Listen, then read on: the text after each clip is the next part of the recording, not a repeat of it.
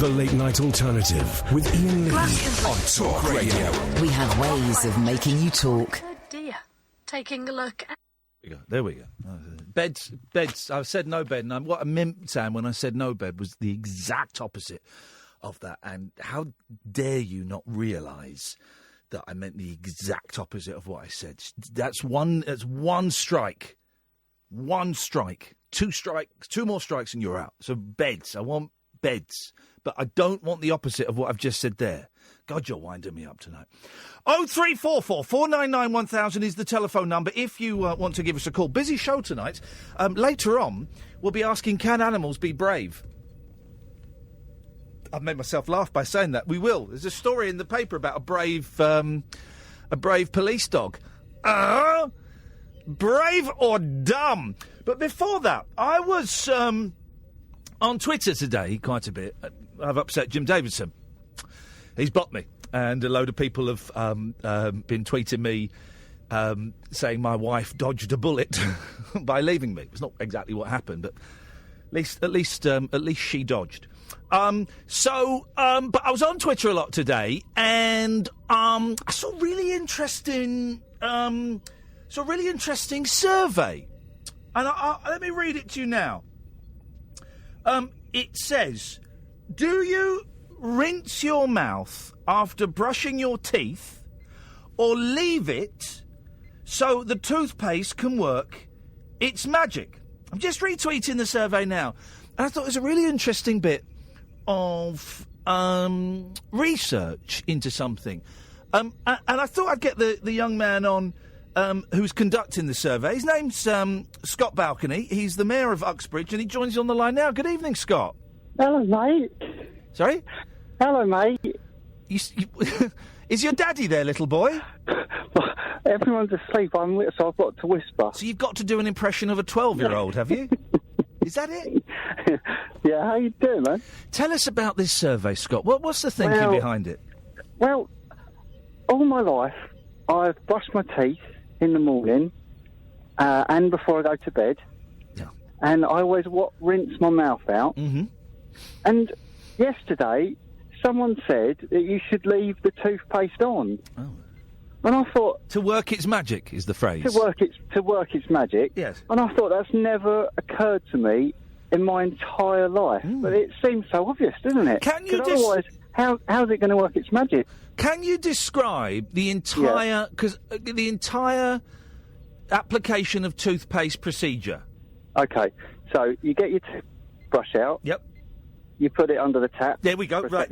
Well done. Well done. Yep. Yes. I don't think everyone does that. You get the toothbrush wet. Yes. So you have to get the toothbrush wet. Yep. Then you put a little nudge of toothpaste on. It's supposed to be the size of a pea, but I do I do the whole length. Oh no, just a nudge. I like a whole length in my mouth. And then you put the tap on, but not too hard. Yep.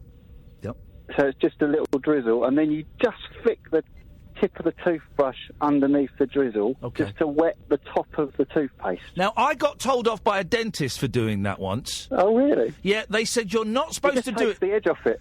It does take the edge off it. It's like putting putting a Coke in with Jack Daniels. That's right. It just takes the edge off it. You know it's there, but it makes it a bit more fun. And I did this in front of a dentist, and he said, "What are you doing?" I said, "I'm just softening up the toothpaste." He said, "Well, with what?" I said, "Water." He said, "Right, what's in your mouth?" I said, "Saliva." He said, "Yeah, exactly." Yeah. So I changed dentists. Yeah. Okay, so you do that. You brush. And then you brush your teeth. Yeah. And then you spit it out. And then you turn the tap on, so it's a fast gush this time, not the trickle. Yeah. And you stick your mouth under, fill it up, spit it all out. Okay. That's what you do. I've got the stats from your survey. Have you got a dentist on the line ready?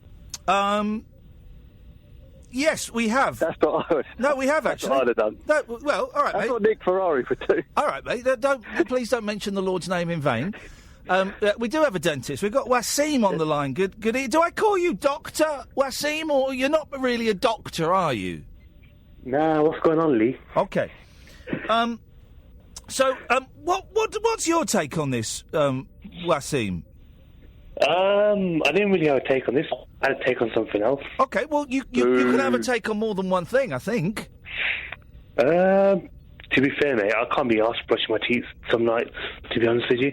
Now that's so I do brush it in the morning. That's some nights I interesting. can't be asked. For most of my life, Scott, and I'm going to say this now, in fact, for most of my life, I don't brush my teeth before I go to bed. Unless I think I'm going to get lucky in bed. Yeah. I don't brush my teeth before I go to bed, and I've only got one filling, and I had that filling about a year ago. So I took my boy to the dentist the other day. Yeah. And he and my son said, I wash it in the morning. He said, do you wash your teeth? The dentist said, do you wash your teeth twice a day? Wash them. You brush them. Yeah. And my son said, I just brush them in the morning. And I was like trying to kick him, going, no, so you brush them twice, say you brush them twice. Yeah, and the dentist said, right, if you're only going to brush your teeth, you should brush your teeth twice. But if you're only going to brush them once, brush them before you go to bed. The morning one doesn't really matter. It doesn't really matter. But everyone knows that the dentist said that. In the morning, your mouth tastes like a bum hole. Yeah. But he said when you eat, it cleans your teeth. Wasim, as a dentist, where do you stand on brushing? Some people brush after meals, and they brush after fruit, like apples and that's things. a bit excessive, mate, to be fair. I've got one of those, what do you call them again? You know, one of those tongue scrapers. Tongue scraper? Yeah, I've got a tongue scraper, but I stopped using it because I was starting to bleed after using it. You made your tongue bleed? Yeah. I only did that once, but that was some night. Nah, trust me, it's pretty brutal, man. Some toothbrushes have a tongue scraper on the reverse side. Yeah. You're supposed to change your toothbrush every 3 months. I do every 2 months, mate. All right. Bum liquor? Is that why you do it? And it's supposed to be secret, mate. Come on, man. Okay. Apparently it's all the rage at the moment. Anyway. Okay, well, let's look at the stats, Scott. The survey's been up for 22 minutes. There's just over 23 hours left, 485 votes. Wow. Do you rinse your mouth after brushing your teeth or leave it so the toothpaste can work its magic? This is important, you're right. 54 at the moment. 54% say rinse. 46% say magic. I've just retweeted it. It's tight. It is tight. It is tight. It's really tight. Mate. All right, Wasim, calm down, mate. It is tight. At Balcony Shirts, if you want to. What are you going to do with the stats, Scott? Once you get the final results, I'm probably going to make a short film and a song about it. Okay, fantastic. Well, I wish you the very, very best of luck, Scott. Thank you so much for your time. It's been lovely to talk to you. Thanks, Ian. Thank you very much indeed. 0344 499 1000 is the telephone number. What do you do when you brush your teeth? Do you swish it out with a bit of water? Or do you leave the toothpaste to do its magic? Wasim, what have you got for us tonight? Yeah, mate, listen, man, I'm sure you can remember me from a couple of weeks back, you know. Yeah, you were the boring, annoying man who kept sending me aggressive emails shortly after being on air. Of course I remember you. You told me you were never going to... You told me you were never going to phone me again, and then you kept sending me abusive emails. I remember you. Yeah, I remember you. It's just too funny, mate. I have to call you. It makes me laugh. Okay, and you're going to keep on sending me abusive emails? Is that part of the deal? No, I'm going to give the emails a rest, mate, but I didn't mean anything. Because they were just nasty. No, they weren't, mate. They was actually truthful, mate, to be fair. What I said to you. Yeah. You were very nice to me. Yeah. And the funny thing is, mate... the funny thing is this... They were nasty. Yeah. No, listen, I stand with you on stuff against racism and stuff. I think you're on the right track, say. No, I am pro-racism now. No, I said you're against racism. No, I'm pro-racism now. The last email you sent was, Ian, get over yourself, please. I don't need to insult you. I'm a very genuine person. You weren't very nice to me, mate, were you? Okay, here we go. Let's do it. Let's do it, because I've got them here. Hi, Ian. Life's too short, man. I would doubt you would even care, but I just wanted to say the assumptions you made about me the other day when I called in were totally false and very judgmental. Yeah, true. I was also surprised at Kath calling me possessive. Very mean of her. But you still got the emails. I can't believe that. Well, yeah, I've got. I don't delete my emails until. Then your archives. No, I don't delete them until when my inbox is full of my Gmail account. Then I just delete them. Mate, at least I emailed you. You know who I am. At least I'm not making up fake Twitter accounts. And especially at the end of the day, okay. Unlike some people, I'm not making up fake accounts to troll you. The reason I act weird on occasions is because I want to be a bit of an idiot on purpose, Yeah, given how that kind of thing seems to be encouraged on the show. I've heard you take on people like Ken and Paul on your show in the past from podcasts, and really love how funny, you by the put way. them in their rightful places. I said, did you miss me the other day? Because I was going to follow it up with a joke, not try. Yeah. And here's the thing. Here was the problem, right? But you were mean to me, mate. No, it wasn't. Here's the thing, right? You highlight me talking and putting other people in their place, but yet so you're saying that you get the show, but yet then when I cut you off short, after a moment or do something. Stop it! You cut me off, mate. Well, okay, whatever. But you say you're one of those people. You're one of the most annoying listeners I have, and I'll tell you why. I'll tell you why. Okay, but you have to let me have my say. No, I don't. I don't have to let you do anything. I might do. Yeah, depends. I don't have to. This is it. This is really funny, by the way. No, I don't. I don't have to let you do anything. This is really funny, by the way. Okay, great. All right, you're one of the most annoying listeners, and I'll tell you what. I'll tell you what group you fall in. Tell you what group you fall in. You're one of the people that thinks you get the show, except for when you don't get the show. And you complain. So you wrote this long email. I replied. Yeah, I did. I replied. Very short email. I replied, you're actually insane. Yeah. Then you replied, get over yourself, Ian, please. I'm not actually, lol, and I'm not going to trade insults via email. Take care. By email. And I replied, no, you're going to insult me and then run away. Seriously, man, the worst case of passive aggression I've ever encountered. Never phone my show again. Yeah, and you replied, Ian, get over yourself, please. I don't need to insult you. I'm a very genuine person, and say what I think. Okay, and again, there you go. You're one of those people that says it like it is. Your assumption, mate. Just because you're so self-righteous, mate. No. Well, here we go. There it is. It didn't take long to get it out. It's like that bloke pulling that tapeworm out of his arse. You're worse than that tapeworm in that bloke's arse, right? You're one of those people. You like to say it like it is, don't you? And by the way, you're wrong about Julia Harley-Brewer. Okay. You like to say it like it is, don't you? Yeah, I do. Okay. And yet, and what that means, because I've met so many people who like to say it like it is. Assumptions. But, no, there's no assumption there. I've just asked you a question. I've just asked you, are you like this? And you've just replied, yes, I am. It's no assumption. You've agreed. It's your opinion, mate. You know No, it's not. It's literally not. I've just asked you, are you one of those people that likes to tell it like it is? And you've replied yes. Sorry, I am. My mistake. Right, and you're also not very bright. So, I'm not intellectual. I didn't do well in education. Yeah, that's true. I can tell. It's never too late. Unlike you, mate. It's never too late, Wesley. No, I didn't do brilliant in education. I didn't do brilliantly at school. But I discovered my weaknesses and I worked on them. Here's the thing I've learned. Well done, mate. Here's the thing I've learned about people that like to tell it like it is. They can't take it back. They can't stand. I can take it, mate. And you know what it is? They can't let people finish their. They can't let people finish their sentences. But I'm passive aggressive. But I'm calling you, mate. I'm talking to you. They can't let people finish their sentences. Here's the thing about people that like to say it as it is. They can't listen to other people saying it like it is. They take it as a great insult. There we go. Mental health. And here's the passive aggression. Mental health has been a problem. Are you still there, Wasim? Yep, good. Mental health. Okay, that's great. Mental health has been a problem for me in my life, as has bullying. Well, I'm sorry to hear that, genuinely. Thank you. It's very nice of you. Well, and now you're being patronising. I'm being genuine. I'm not being patronising. I'm being thankful. That's again, you're assuming things, mate. Okay. I'm assuming that you're a dick. I'm not assuming it. I'm a dick, though. I've got the evidence. Right. So when I initially called your show to talk about this, I have no intention whatsoever of calling your show. It's not the be-all and end-all of radio shows. Well, we proved you wrong there.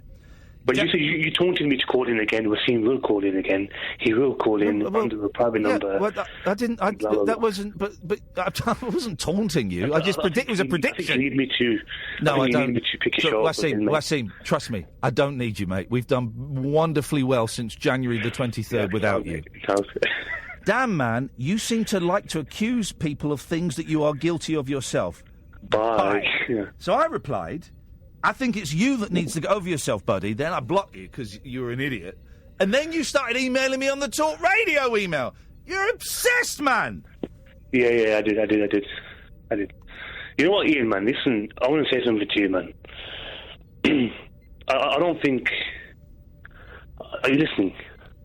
Yes, because let me educate you something, Wasim. I don't want to take up too much time. Wasim, let me educate you. And this is a great lesson, a great tip for anybody, but especially you. When I listen, I don't talk. Okay, when I'm listening, unlike you, when I listen,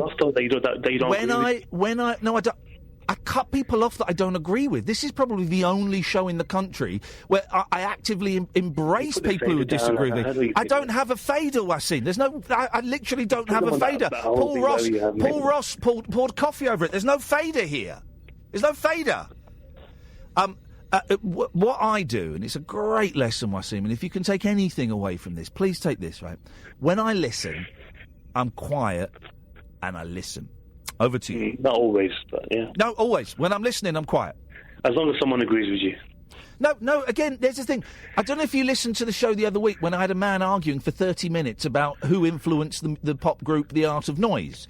He disagreed, but I like it when people disagree with me because I like conflict on the radio. I think it sounds good. I like intelligent people disagreeing with me. So your premise. Let me tell you the reason why he's not listening. Doesn't listen. Your premise is completely false. You've just said something that's a lie. Mate. Again, well, it's not what I think. It's factually your premise is based on what your statement is based on a false premise. Now, what did you call in about?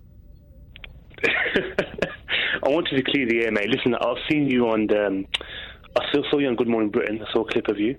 I've gone on your Twitter today because I saw it online when I was checking my emails early on. I think a lot of people have found out what your game is now, mate, to be fair. And I think people have been quite mean to you, to be fair, to some extent as well. Getting very personal with you and stuff. I don't think that's right. And I want to just say that whatever's happened, whatever emails are saying you anything, I want to just say, if I've come across as being mean, I apologise for certain things, not for everything. And I'm not passive-aggressive, man. And I'm not one of them people who are going to go online and send you horrible messages and hide and stuff. You know who I am. This is my number. You know what I mean? A lot of people out there are going to call you and message you online. They're going to hide themselves. I don't do that kind of thing. So that's what I was going to say, man. So I'm supposed to applaud the fact that instead of hiding behind an avatar that isn't a picture of you, being mean, you're just going to phone up and deliberately be mean. Can I ask you a question? You said people have worked out what my game is. I don't know what my game is yet. I've not worked it out. Could you tell me? I just think, mate, sometimes you are quite mean to people, to be fair, and you do come across self-righteous. That's my game, is it? Being mean and self-righteous? I'm just playing the victim, mate, all the time. Wow, Wasim. That's what I think anyway. I'm entitled to my opinion. And you're wrong. And you think I'm an arsehole, so that's fine. Well, you said it. You're also wrong. Tell me when I've played the victim. No, I'm not getting into all of that. You know what I mean? No, because you've said something. You've said something quite mean and quite unpleasant. So let's focus on that. That's my game is playing the victim. Could you just give me an example of when I've played the victim? Yeah. You know what I'm talking about, mate. No, I don't. I literally don't, Wasim. So if you could just give me one example of when I played the victim, that would be fantastic. Thank you. You know that guy called you up the other day, Jonathan, and, you know, he said some pretty horrible things to you, to be fair. But I think he had a point with some of the things he said to you. What did he say? I don't remember. You'll have to remind me. About the drunk call or something. He called you up a couple of months ago. He was drunk and stuff. Can you remind me? Honestly, I don't remember what we did on the show yesterday, so if you could remind me. I'm not against all this, man. No, Wasim, you've literally brought it up. I have no idea what you're talking about. So, a guy called Jonathan, I vaguely remember a drunk guy called Jonathan called up. How was that me playing the victim, Wasim? That's the question. You always try and make everyone else look bad and yourself look good. That's not playing the victim. Making myself look good isn't playing the victim, and also it's not. You know, it's easy to do because generally I am better than a lot of the callers. Yeah, again, but playing, mate, that's not really. Well, no, it's certainly true. It's certainly true for you. That's not playing the victim though. So can you give me an example of when I play the victim, Wasim, please, if you wouldn't mind? I don't want to get into all that. Well, you've brought it up. Well, Wasim, this is the coward in you. You've brought it up. It's not the coward in you. Well, it's cowardly to mention something. It's cowardly it's cowardly to mention something and then not want to discuss it. So I ask again: could you give me an example of when I have played the victim? Maybe I have. And I'm not aware of it. I'd love it to be brought to my attention. So that would be great if you could, Wasim. Thank you. Mate, you do it all the time, man. You know, Well, if I do it all the time, it'd be really easy for you to find one example, won't it? In the jungle, you made a big hoo-ha with the strawberry gate and stuff. Can you the phone's gone muffled. I heard something about the jungle and strawberries. So tell me exactly which part in the jungle did I play the victim? Go on. I'm not getting into all that, Ian. No, Wasim, you've brought it up. Which part of the jungle was I playing the victim? You know when what's his name, Boris Johnson's dad, Stanley Johnson. Yeah. When he called you obstinate and stuff, he made a big hoo-ha over it. Yeah, we had an argument. About it, and then I apologised for the argument. I apologised for my part in the argument. Yeah, that would be something for you to apologise about the argument. But I just think that's one of the examples. Man. How is defending myself against a claim of being obstinate when he is, and I told him this. He is one of the most obstinate men I've ever met. Yeah, How is defending myself against untruths? Or my perception of untruths. How is defending myself playing the victim? I think you've thrown out a phrase that you've read and you don't quite know what it means. I do know what it means, man, but I'm not against it. Well, you've given me two examples of me not playing the victim at all. So, should we try it one more time, Wasim? Third time lucky. You can be wrong as well. You're allowed to be wrong. Oh, I know I am wrong sometimes. I am, and I'll admit it. Yeah, but third chance. When have I played the victim, Wasim? Because you do it all the time, mate. You say I do it all the time. Blanket statement. You say I do it all the time, right? But yet you've had two cracks at it, and you've not been able to give me an example. So third time, Wasim, then I will let you go, because I'm going to be honest, you are one of the dullest callers I've ever had. Yeah, mate, I don't really care what you think, to be fair, man. No, that's fine, but I'm going to let you go, and you've had a fair crack of the whip. You've been off about 15 minutes.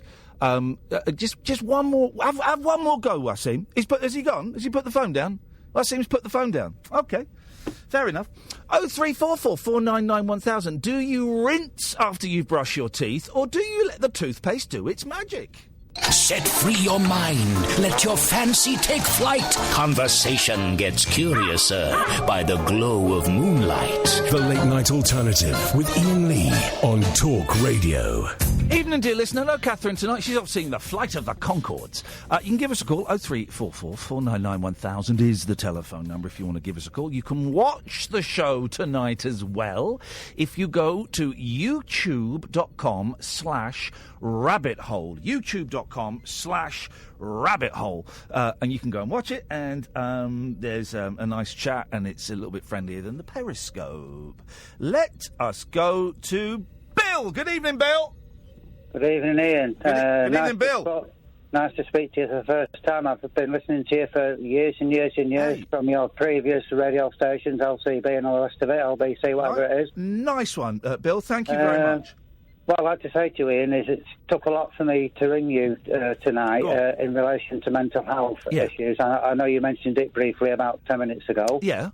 I've recently been discharged from a psychiatric assessment ward. I believe that they discharged me too early because of my tendencies from self-harming and suicidal. I just think, there's a posh word for it. Suicidal thoughts, blah, blah, blah, blah, blah. Yeah. I know you've mentioned it quite a lot over your time at Talk Radio and probably your time on when you was on LBC and stuff. Yeah. And it's a massive issue for me. So when did you was it a secure unit you were in, or what was it? No, it wasn't an absolute secure unit. And how long were you in that for, Bill? I was in that unit for 14 days. Unfortunately, I feel that they discharged me far too early because of my irritability, depression. Yeah. I don't know how to explain myself, Lee, Ian. I'm trying to speak so quickly to you. Well, don't take your time. We've got plenty of time. Take your time. There's no rush. And how long ago did you get released back into the wild? I've been released since last Saturday, so it's five days. Okay, all right. So you're 5 days into it, and how are you finding it? I'm finding it really difficult, Ian. I'm self-medicating on alcohol and tablets. Right, okay. Prescribed tablets, by the way, not illegal drugs. Well, prescribed tablets. Yeah. I'm really struggling. I love to listen to you on the radio because you come across as very compassionate, very sympathetic towards the mental health people, people that have mental health. And I'm getting really emotional talking to you right now. That's all right. Well, listen, calm down. I don't understand how anyone could be anything other than sympathetic and empathetic to people who fight the fight every single day. So how has today been, Bill? What's today been like? Today has been, if you can go back to last night when I self-medicated on alcohol and prescribed medication, my sleeping tablets they are massively potent, as in Zopicone and Promethazine and Temazepam and all the rest of it. And today I was, even today, I took the tablets last night, but today I'm still drugged up on them. Yeah. I'm still feeling really lethargic, no energy, lethargic, no energy. And how long have you been on those tablets for? Approximately 2 months. Okay. And you're following the prescription, the dosage that your doctor has told you to take? No, that's the opposite, Ian. You're taking more? I am self-medicating, so I'm taking about 3 to 4 times the normal dosage. Well, that's why you feel dosed up, isn't it? Yeah, but that's because I'm trying to get myself, Ian, through every second of every hour of every day, and it's massive. Well, listen, I'm not a doctor, so I can't give you medical advice, right? And the only medical advice I can give you is to listen to your doctor and do what they say. Right, so I'm not giving you medical advice. What I do know is that, you're on some pretty strong drugs there, and taking more than you're prescribed isn't going to make... It doesn't make one... If your prescription is like 3 tablets... Taking 9 tablets doesn't make you get better 3 times as quick, or it doesn't make you feel 3 times better. I had on one of my dosages, one of my drugs, Can I just interrupt for 1 second? Go on. Ian, is that okay? Yes. What the medication and the taking more tablets than I should do is it dulls everything. Yeah. It numbs my brain. Yeah. It might also kill you as well, Bill. That's an unfortunate thing. That might happen. Might not. But it might do, and it might, if it does, it might do awful damage to your organs. For now. I understand that, Ian. I know you don't know my background, but I've taken 180 tablets over 5 days, plus on top of 20 pints of Guinness. Well, hang on, when was that? That was about 2.5 years ago. How I've survived it and talking to you right now, I don't know. They give me a massive cocktail of drugs in hospital to counteract what you taken. In other words, reverse what I've taken. Yeah. Oh, mate, Bill, man, this ain't sustainable, brother. This isn't sustainable. Massive. What we can? What can we do? What can we do? What can we do to help? I don't know. Have you got have you got like a social worker or have you got like a psych team that you can talk to?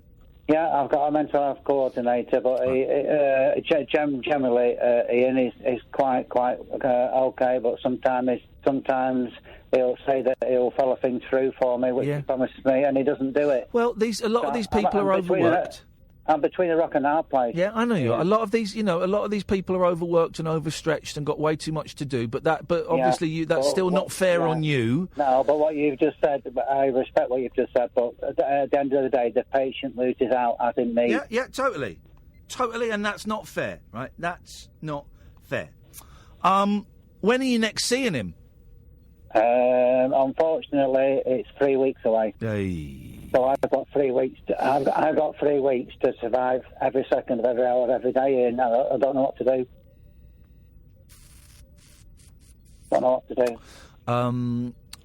Have you got? Is it possible to make an appointment with your GP?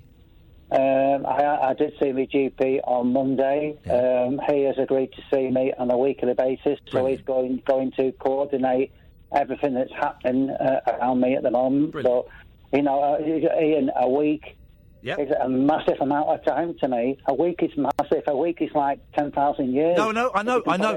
Oh, dude, I know it. But listen, that's something. You're seeing your GP once a week. That's something. And it's a tiny thing, but that's something. Do you think, when you see him next week, do you think you could be honest and tell him How many pills you're taking? Could you do that? Yeah, my actual doctor is aware of mental health medication. Yeah, brilliant. He's aware of it already. All right, brilliant. We're getting that's great. Well, that's that one ticked off the list. Perfect. It's not great. It's not great. No, it's not great. It's not great, but he knows, and that's great that you can be on. What is great is that he knows, and you can be honest with your doctor, right? Because a lot of people can't. So that's a brilliant start. Right. Mm-hmm. Have you ever phoned the Samaritans? I have phoned the Samaritans in the past. I have emailed them in the past. Unfortunately, when you email them, Ian, it takes maybe 24 to 48 hours for a reply. Yep. If you phone them, obviously, you have to wait a little while, then you get through verbally, as I'm talking to you now verbally. How can I put it? With respect to the Samaritans, because they haven't, the person that you're talking to hasn't suffered with mental health issues. I don't feel they understand my situation, whereas because I've heard you over so many years, I know you understand, and that's why I'm talking to you right now. Yeah. Oh, do you know who you sounded like just then when you went right now? You sounded like, what's that poet? The guy from the Sugar Puffs advert. You know, the skinny fella with Sugar Puffs, Yeah, I remember it. I was listening to a thing about him on Radio 4 Extra the other day. He went out with Nico for a while. They're great. What's that fella? Someone tweet me. Who am I thinking of? I'm thinking of, what was his name? Ian, just while it's coming into the night, I know you've got more callers to put on. No, don't worry about those guys. It sounds like that you're presenting the show on your own today. You usually have a lady that's on with you. She's not working tonight. Kath's got the night off. She's gone to see Flight of the Conchords, who are very, very funny. Oh, right. So you're on your top. John Cooper Clarke. Thank you, people on YouTube. You sounded just like John Cooper Clarke then.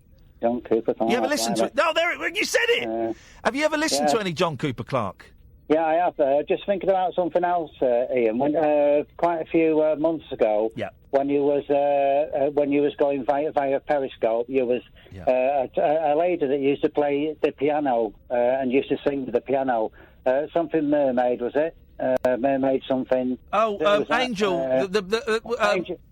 Angel piano. She was, Are you ever going to go back to her? Yeah, we'll go back. We'll get her back on at some point. She was brilliant. She was. Well, you can find her. Do you ever watch? Do you ever go on Periscope? I've never been on Periscope, Ian, no, but I love when you actually presented her and you actually connected to her via the radio station and it came over on the airways. It was fantastic. Have you got a computer or a smartphone? No, I've got my I'm talking on the smartphone. Okay. I've got the new Galaxy Note 8, by the way. Oh! Very posh, isn't it? You can very posh. You can go on Periscope yourself and have a look and find fun people and silly people and rude people and naughty people and ordinary people. And that is a great way of getting out of your flat or your house without actually having to get up out of your armchair. Yeah, I'm talking to you from Accrington, by the way. Accrington, Lancashire. Accrington, Stanley. Is that? Accrington, Stanley. There we go. Blackburn are playing Gillingham on Saturday away, by the way. Oh, I don't, now you're speaking a foreign language to me. Foreign language. I know you're not a football fan, Ian. I know that, absolutely. You hate it, don't you? You hate football. I don't get it. I think. Are you a football fan? I do follow Blackburn, but I don't follow football generally, just Blackburn or Accrington, Stanley or whatever. But Ian, just making this conversation with you now for the past 10 to 15 minutes, it's made my mood get a little bit better. It's made your mood get a bit better? Yeah, my moods are a little bit heightened, you know. That'll be £75 then, please, Bill. I'll give you £100 for cash. Well, listen, I'm going to say something, and it's going to sound flippant, right? But I don't mean it to, right? All you got to do tonight is get to bed and get your head down, right? I'm actually lying in bed as I'm talking to you now. Dirty sod. That's all you got to do. What you got to do tonight is get your head down, and that's another day chalked off. Yeah. Right? Uh-huh. Mm-hmm. And give us a call tomorrow. Can you do I'll that? give you a call tomorrow, yeah. There you go. I will do, yeah. You can make the next 24 hours, yeah? Yeah, I will do, and I'll try and give you a ring tomorrow. One thing that has been suggested to me that many people find helpful is, right, if you start thinking about tomorrow, or you start thinking about the weekend, or you start thinking about June, the head can spin and spiral out of control. All you've got to do is think about the next hour. And if that is too daunting, you think about the next 10 minutes. And if that's too daunting, you just think about the next minute. Think, right, I've just got to get through the next 60 seconds without killing myself or cutting myself or whatever it is you do to get an outlet for that pain. You can break it down into minutes or 5-minute chunks. Right, okay. I've got 2 questions to ask you before you cut me off and go on to somebody else. Uh-oh, go on. First of all, the answer's going to be yes. You've also obviously met James Whale in person. Unfortunately, yes, I have. Yeah, well, I'd like to say, he's a fantastic presenter like yourself, and also, I know it's a rival radio station to yourself, but Steve Allen, and I know you know who I'm talking about, he's a fantastic presenter as well. I think he's an arsehole, but there you go. He's not very nice about me on his radio show, so I'm not a fan of his. I'm not talking in that context. I'm talking about a general presenter. Nah, I'm going to disagree with you, Bill, because he said some very, very personal, hurtful things about me on his show. So I disagree with you on that. Yeah. I think he's an. I apologise. I didn't know that. But you've just told me something I didn't actually. That's fine. Different horses for different courses. Different horses, but I don't think you like Nick Ferrari either, do you? Oh no, I do like Nick. Nick's always been lovely to me. And James O'Brien. Yeah, lovely James O'Brien. Yeah, all good. Hey, listen, Bill, before we start loving on about another radio station, listen, I really appreciate your call, man. Take care. Thank you, Ian. Thank you, Bill. See you later. No. For now. 0344 499 1000. I think it's going to be one of them shows tonight, ups and downs and all over the place. You can call in about absolutely anything you want. You'll speak to Hayley tonight. She'll take your name and number and give you a call back. Probably free for most people. At most, it'll cost you a few pennies, but we call you back anyway, so you can stay on for as long as you want. 0344 499 1000. This is the Late Night Alternative on Talk Radio. The Late Night Alternative with that man, Iain Lee. There's no strangers here, just friends you haven't stalked on Facebook yet. Have never sent my picture to anyone who didn't request it. The Late Night Alternative with Iain Lee on Talk Radio. Yes.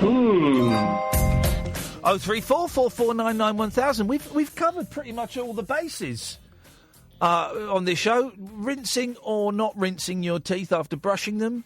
Arguments and a poor soul in trouble. It's only 45 minutes in, guys. You can call in about absolutely anything you want. 0344 499 1000. I do genuinely want to ask. Can animals be brave? There's a story in the paper about a dog, a brave dog, that was stabbed like 2 or 3 times, and a police dog, and he still caught the guy. I don't know. Can dogs be brave? Or just dumb? It sounds like a dumb dog. 0344 499 1000. Let's go to Mick. Good evening, Mick. Good evening. Good evening. What's your favourite sausage? I like a pork and apple sausage. What? I like pork and red caramelised onion. Asda's homemade. Thank you. Bye. Thank you very much indeed. Goodbye. Let's go to Zach. Good evening, Zach. Hello, Zach. I'm pretty peed off. Right. Okay. I'm furious. You want to know why? Why? You're on speakerphone. I'm not. Honestly. Well, what are you on then? Because that sounds awful. Well, this room is a bit echoey. Yeah. But what are you speaking into? No, you can't be. You simply can't be. That doesn't sound like a phone quality. I don't know. All right, anyway, I'm letting you off. I'm letting you off this once, Zach. Just this once. Go on. What you got? Because I've been waiting for almost 5 weeks to get back to Thorpe Park because it's been the close season, and I've even got my annual pass preview day tickets. Yes. And because apparently the weather's not good enough, there's a chance that they're going to close the whole park on the weekend because of a bit of snow. So hang on. So Thorpe Park is shut? It might be shut on the weekend because. Have you never seen National Lampoon's Vacation?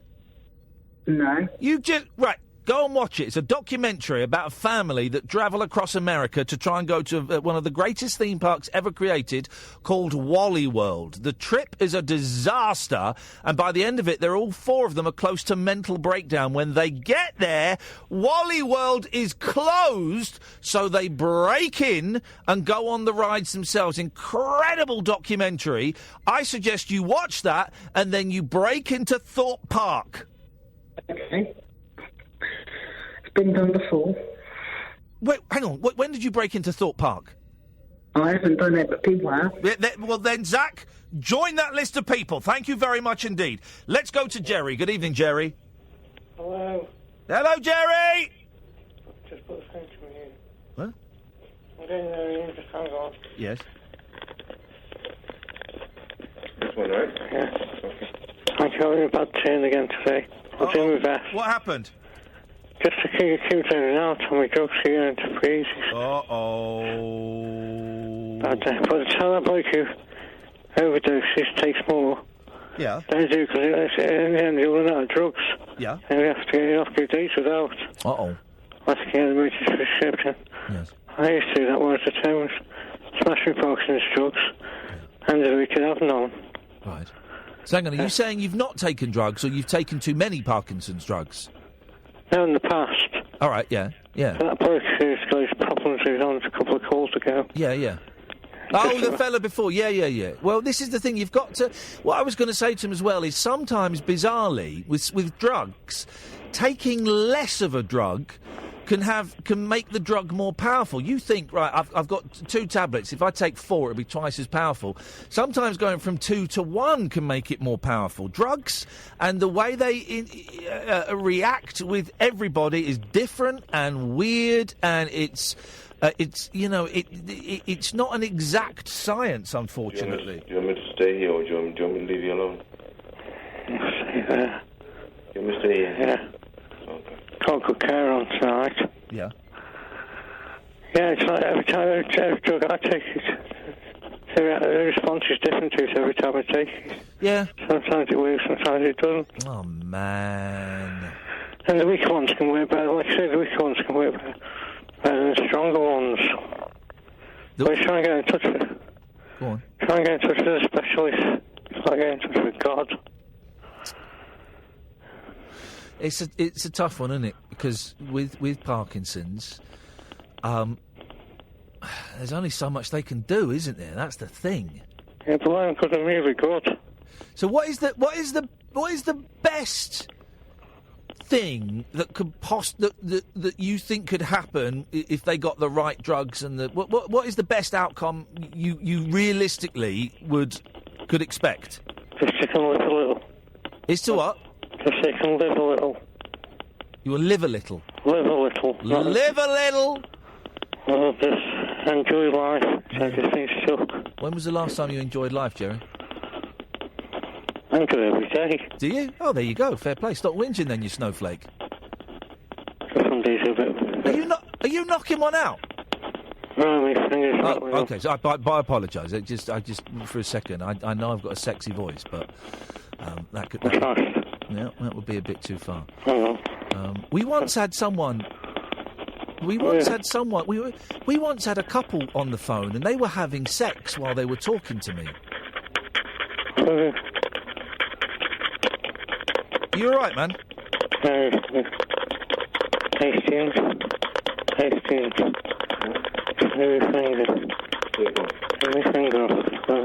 Get your finger off the phone? Yeah. Okay. This one here? Yeah. There we go. Yeah. There we go. Is that better? Yeah. Okay. Thank you. There was a rogue finger.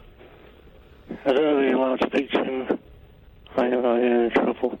Okay. Right. Do you want me to leave? I can leave you to it and give you the buzz, and then give me a ring when you're done. Do you want to do that? Just say hello. He doesn't want. Don't, Jerry. If he doesn't want to, don't have to. It's not fair on the poor bloke. Sorry. Who am I speaking to? Hello, mate. This is Iain Lee. You're on Talk Radio. Jerry's a regular contributor to my radio show, and we love having his calls. And it sounds like he's having a bit of literally a shaky day tonight. And you're doing a good job, mate. So thank you very much. Thank you. He'll be all right, but I can't really be on the phone. No, I know you can't, man. I appreciate that. Thank you very much. Thank you. I'll pass the phone back to him. Yeah, you can't put them on the phone, Jet. No, nice people, though. Yeah. Is that all right? Yeah, you can't put them on the phone, Jet. No, it's just saying. No, I know. Nice person. Like to spread the love. Spread the love, man. Spread the love. Who's the new girl on the phone? It's Hayley.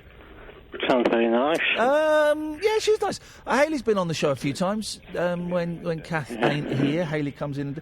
Hayley, what show do you do? Go on the microphone there. What show? Because you sort of go all over the place. What show? I do all over the place, but mainly Alexis Conran. Oh, did he not get booted out in the reshuffle? No, he's still here. Good for him. He survived. Well done. At the week on Saturday lunchtime. Yeah, Saturday 4 till 7. And you've done Howard's show a few times. I do Howard's as well. Yeah, I forgot about that.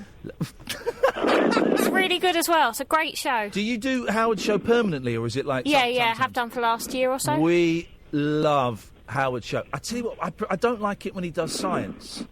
Oh. I like it when he does like fruitcakes and nut jobs. Oh yeah. I love the nut job. I've emailed him a couple of times. Oh yeah, does he read it out? Yeah, he's very well. Yeah, he's good. If you don't know Howard's show, dear listener, Sunday nights, 10 till 1, this slot, it's brilliant. Quite often I'm driving home from somewhere and we have Howard's show on, and it's just, it gets these psychics on, right? And the one I heard, it was a few months ago, it was rubbish.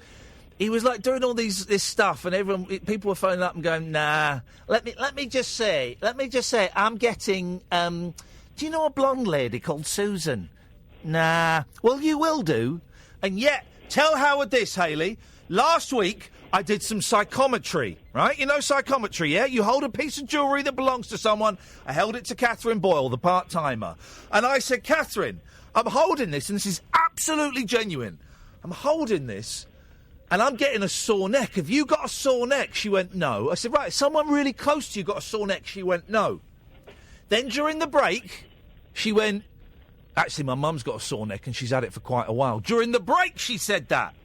And then I'm holding her necklace and I said again, what's wrong with your kids? She went, nothing. I said, one of your kids has got a cough, haven't they? She went, no. I said, they will do. That Sunday, 2 days later, I got a text from her saying her youngest had a really nasty cough, and I danced a jig of celebration. 2 out of 2, 100%. Tell Howard Hughes that, please, Hayley. I will. I need a guest for 10:20 on Sunday. You free? You got me! Brilliant. You got me, the psychic! Lovely. Thank you very much. How much does it pay? Not much. I'm busy then. Jerry, I'm going to cut you off now. I remember Howard, I used to be on IRN. Sorry? No, I want to speak to... Oh, no, I tell you what, I'll keep you a bit... hang on a minute. Let me... this isn't touchscreen, so I'm a little bit... Jasmine? Yes, sir. Sorry? Yes, hello, Iain. Yes, did you just call me sir? Yes, because you treated it later on. Okay, that's weird. That's a weird...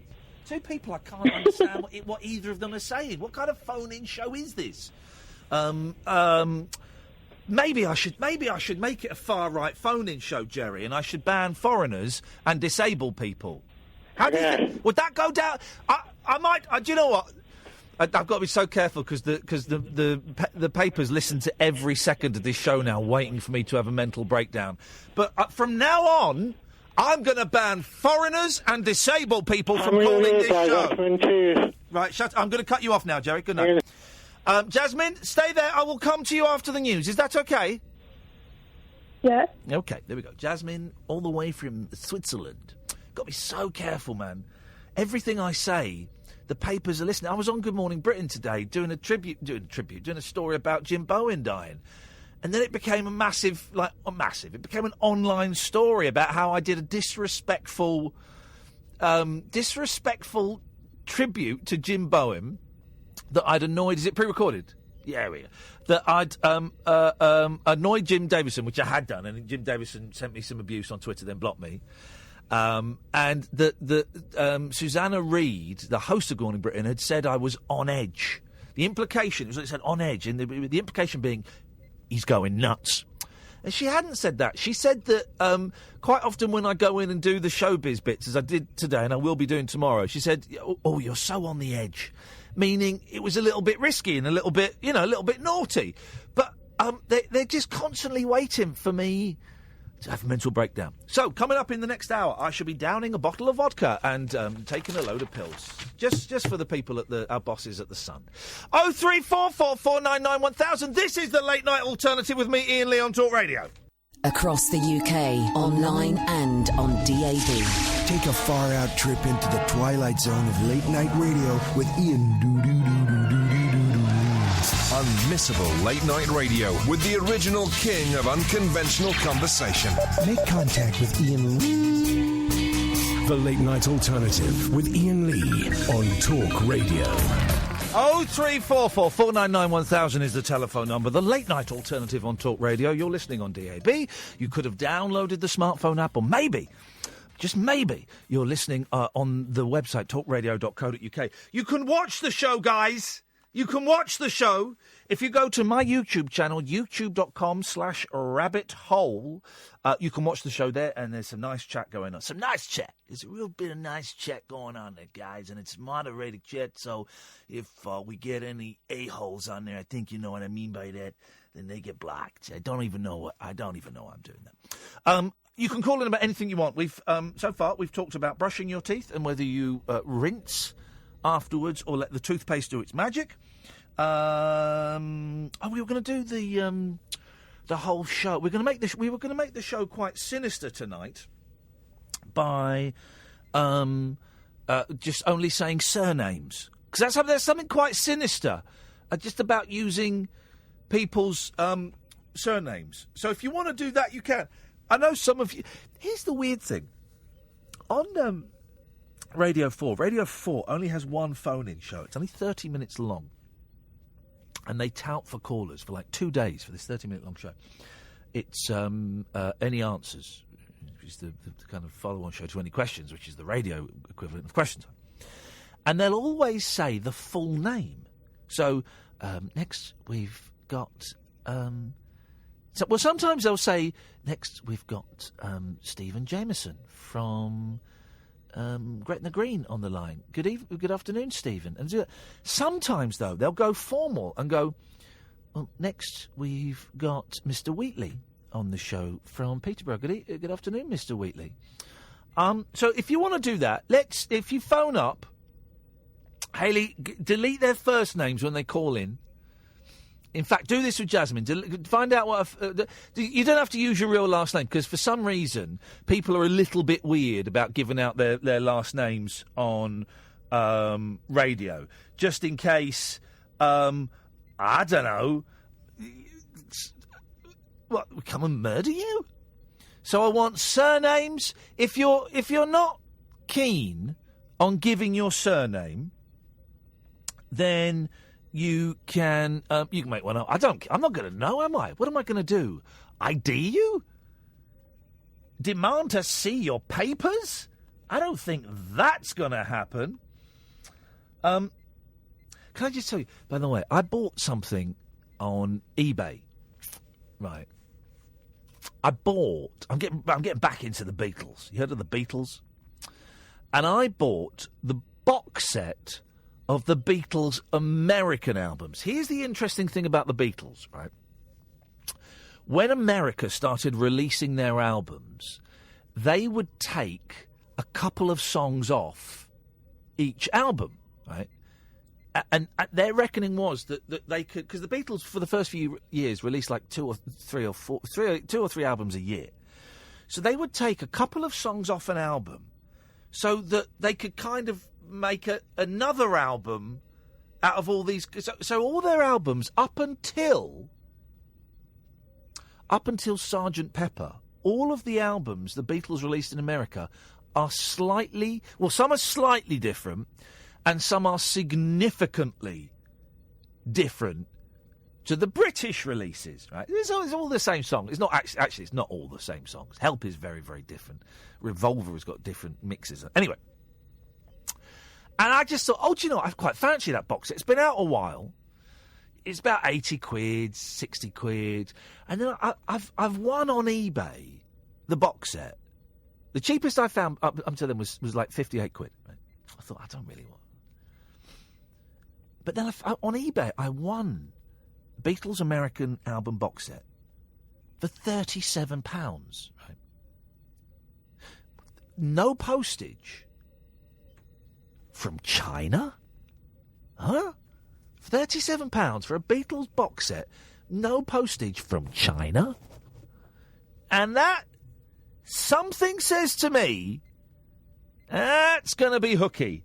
That ain't that. But they've got quite good feedback. Anyway, good evening, Summers. Yes, good evening. Good evening, Summers. What do you have for us tonight, Summers? All the way from Switzerland. What is Summers like in Switzerland? That's a play on words. It's like summer, the opposite of winter. Yep. Well, I was going. Anyway, so what have you got for us tonight, Summers? I have two maybe rubbish questions. Yes. And I also have to say something important. Okay, should we start the rubbish questions first? Okay. Yeah. Go on then. Let's have it. Let's have it, Summers. Okay, first one is that I've heard about your project. And I wanted to ask you if you could do it blindfolded. Say that again. You've heard about my project and you want to know if I can do what? Could you do it blindfolded? Do it blindfolded? Yes. I don't even know which project. With drinking. Oh, right. So, okay, right. For those that don't know, Haley, you might have missed this. I'm going to drink Joe Swash's piss, right? And for £500, I said I'd drink it for £500. He was listening. He phoned me up and said, "Here's what I'll do, Lee. I'll give you £500 to a charity if you drink my." And once someone says the C word, I wanted the money for myself, if I'm honest. Once someone says the C word, you can't really say no. So what I'm hoping is, I'm off next week, Summers, and what I'm hoping is that everyone forgets about it while I'm away, and then when we come back, we never mention it again. So that's question one out of the way. Question two. Yes, second question is that you know that Jesus once said that you should forgive them because they don't know what they're doing. Yes. And I wanted to ask you, what have you learned from today? That's not a dumb question. That's a really good question. I'm assuming you're referring to I'm assuming you're referring to Jim Davidson and myself. This is the weirdest sentence. Me and Jim Davidson having a row on Twitter, and then him blocking me, and then lots of people calling me a C word, laughing about my marriage, all of that stuff. Yeah. Mm-hmm. Okay. Right. First things first. Right. All of the Twitter abuse I got, all of it, made me howl with laughter. Really made me howl with laughter. I was honestly, none of it touched me, right? And I've been laughing so much. Someone said I've got. I can't remember. Hang on, let me see if I can find some of the insults because they do bear. Hang on a minute. Let me go to the profile. Hang on a second. I might have. Let me find tweets and replies. Here we go. Got to go back quite. It's been going on all day, man, and it's been making me laugh. Someone said that they love Britain and they love the Union Jack. Why don't you force yourself and try it sometimes? You can't love Islamic jihadists. Alan said, what a prick. Funny as diarrhea. Couldn't wipe Jim Davison's arse. Pee off back to obscurity. Why would I want to wipe Jim Davidson's arse? Here's a great one, if I can get it. I always knew you were an obnoxious brat. Now everyone else knows it too. I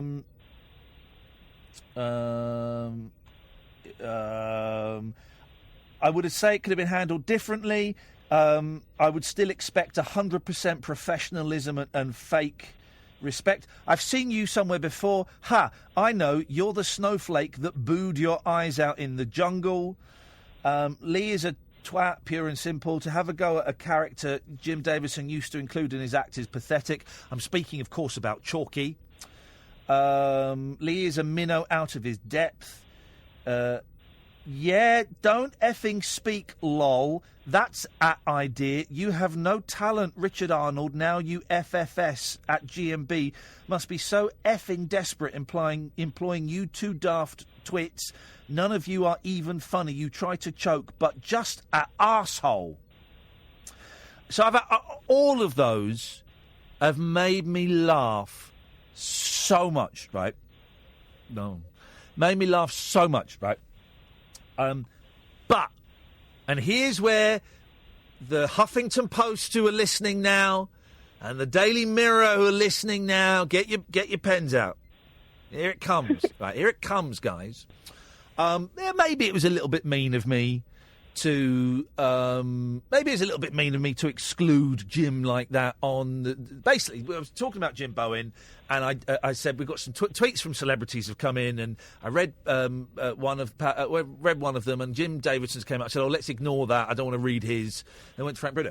Maybe I shouldn't have done it. Maybe it was mean for me to do that on TV. I can understand how people could perceive that as being mean. I should have taken it out before I went on air. But when I'm doing it, I get full of adrenaline and I get excitable, and I show off to the cameras. There's your quote. Tragic comic shows off to cameras, and maybe I don't think that I don't think it was disrespectful to Jim Bowen. We did it with respect. I said he was a nice bloke, and I told a story about having worked with him. But maybe I shouldn't have done that. And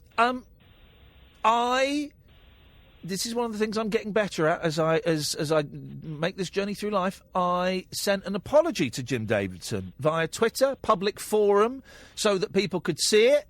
And, he'd been rude about me, I'd been rude about him, and I won't play his version of Chalky singing White Christmas, which I was going to kick the show off with. It's on YouTube. It's not for the faint-hearted. I don't wish him any ill will.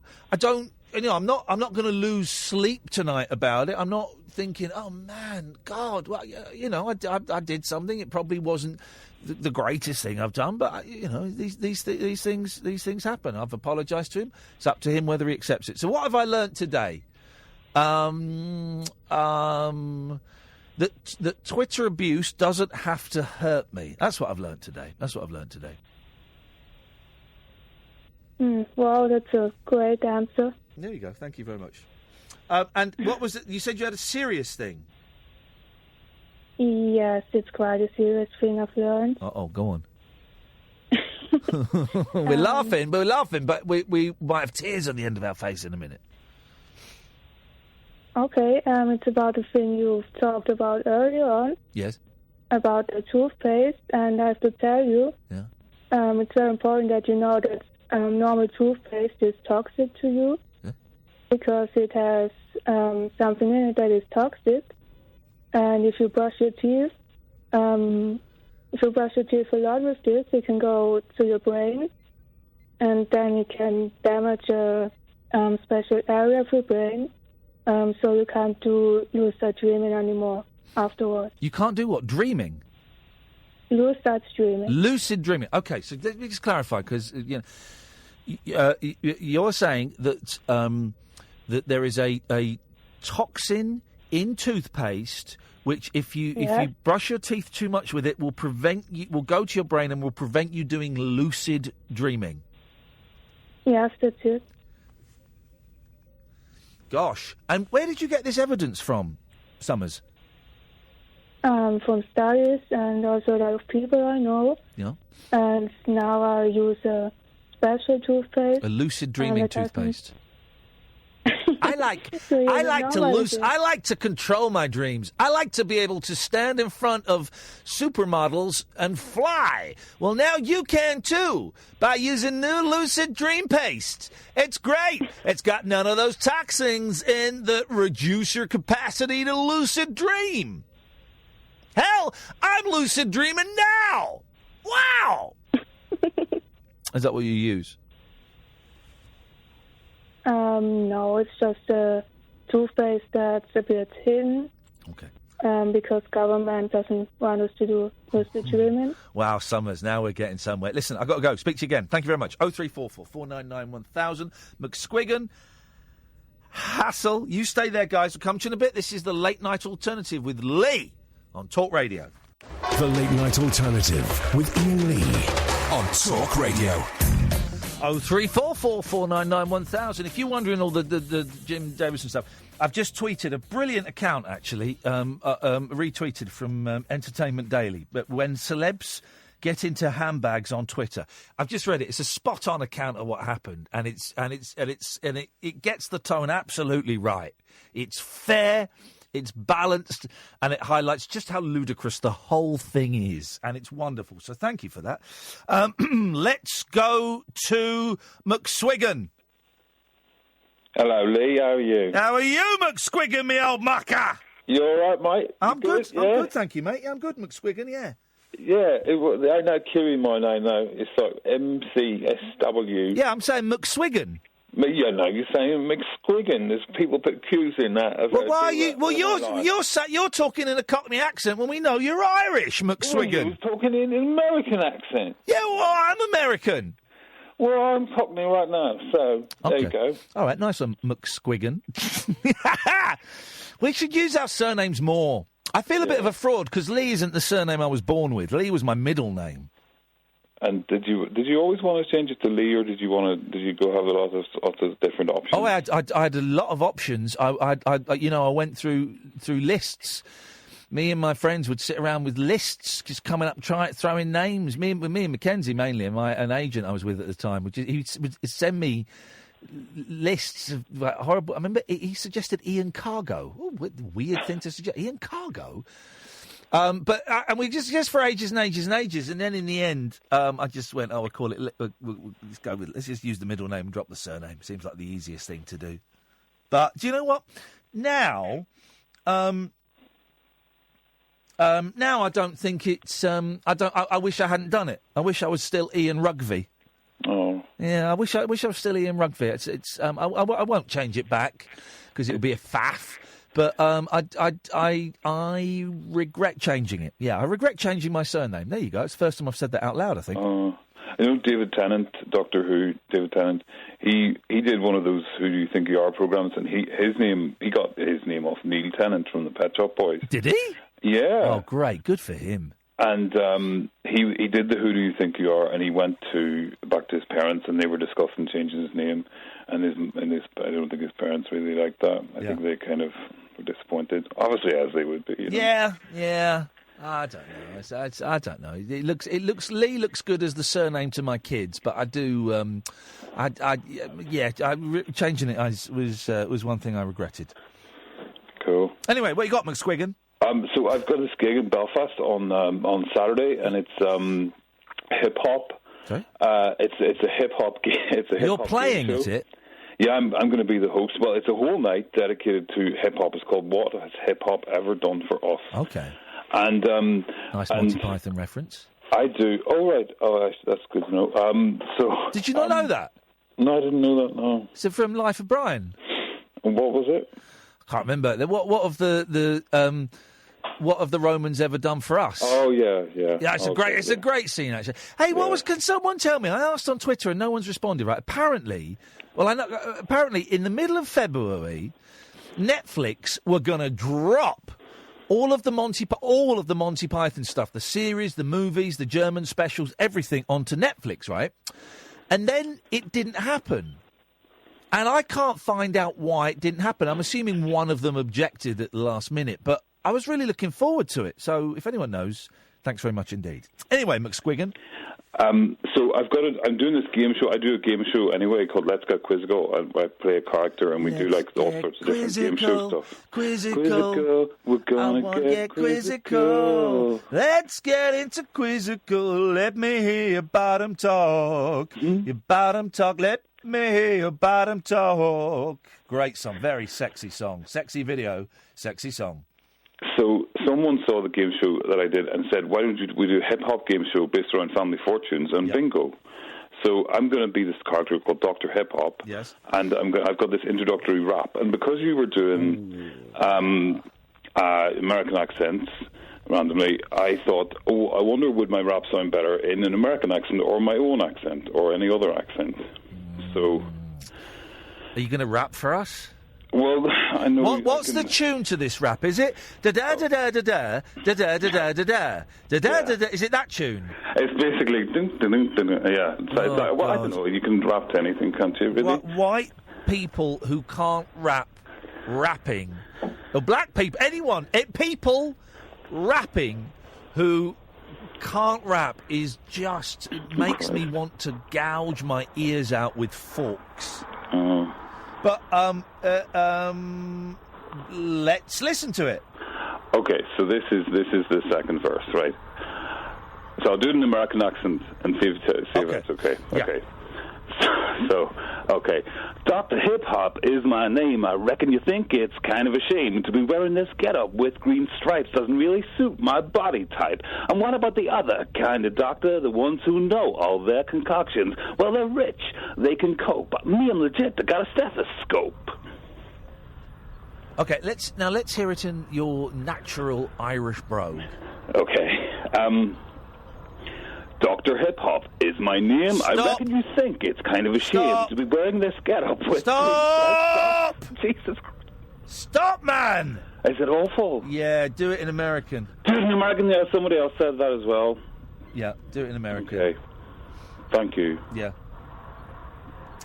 Well, I'm glad we sorted that, McSquiggan. Great, thank you, Lee. No, well done, well done. Let's go to Hassel. Good evening, Hassel.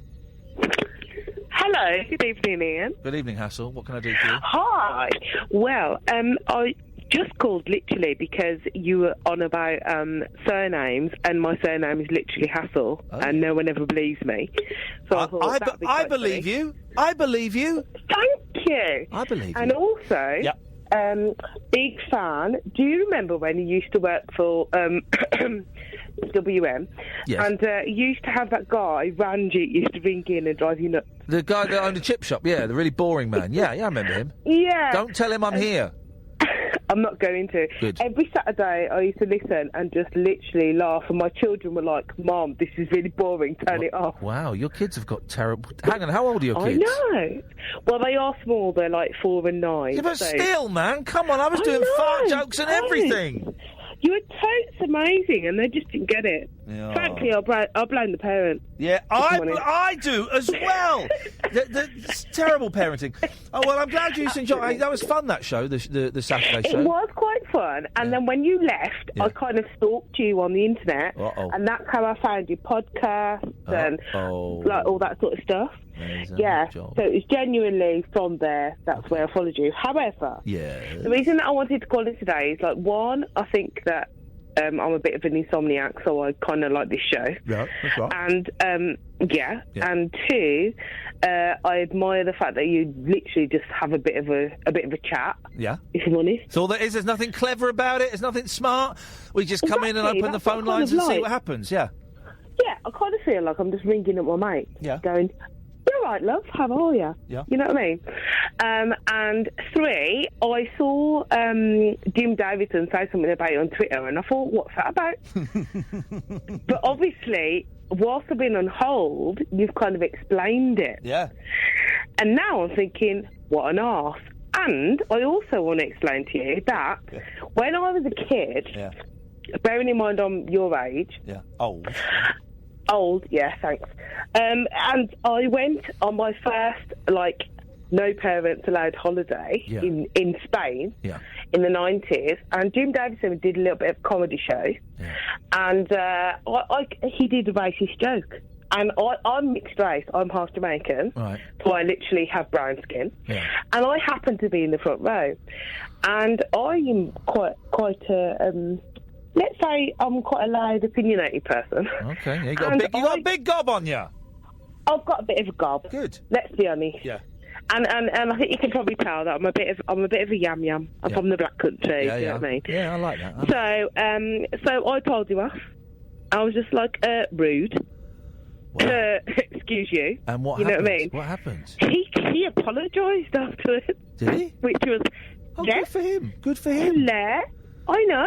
Well, he just came. He was just like, because he caught my look because I was in the front row. Yeah. And then he came over and went, "Oh, you know, I'm sorry about that. I didn't mean it. Whatever." Yeah. And like these were the days when I had to tolerate that nonsense. Yeah. So I was like, yeah, all right then. But I'm so proud of myself that I actually said something. Yeah, well done. Because it's tough. It's tough, isn't it, to do that? Well, it's tough to stick up for yourself in front of a load of people. Yeah, but you know, I'm just not bothered. I'm like that. Good for you. Well done. I'm a bit tough, but anyway. So yeah, I did that. Yeah. I did that. So that's what reminded me. And the fact that they are trying to have a whinge at you on Twitter gets right on my nerves. Oh, today, honestly, sometimes it really upsets me. And today, though, I've just been laughing so much.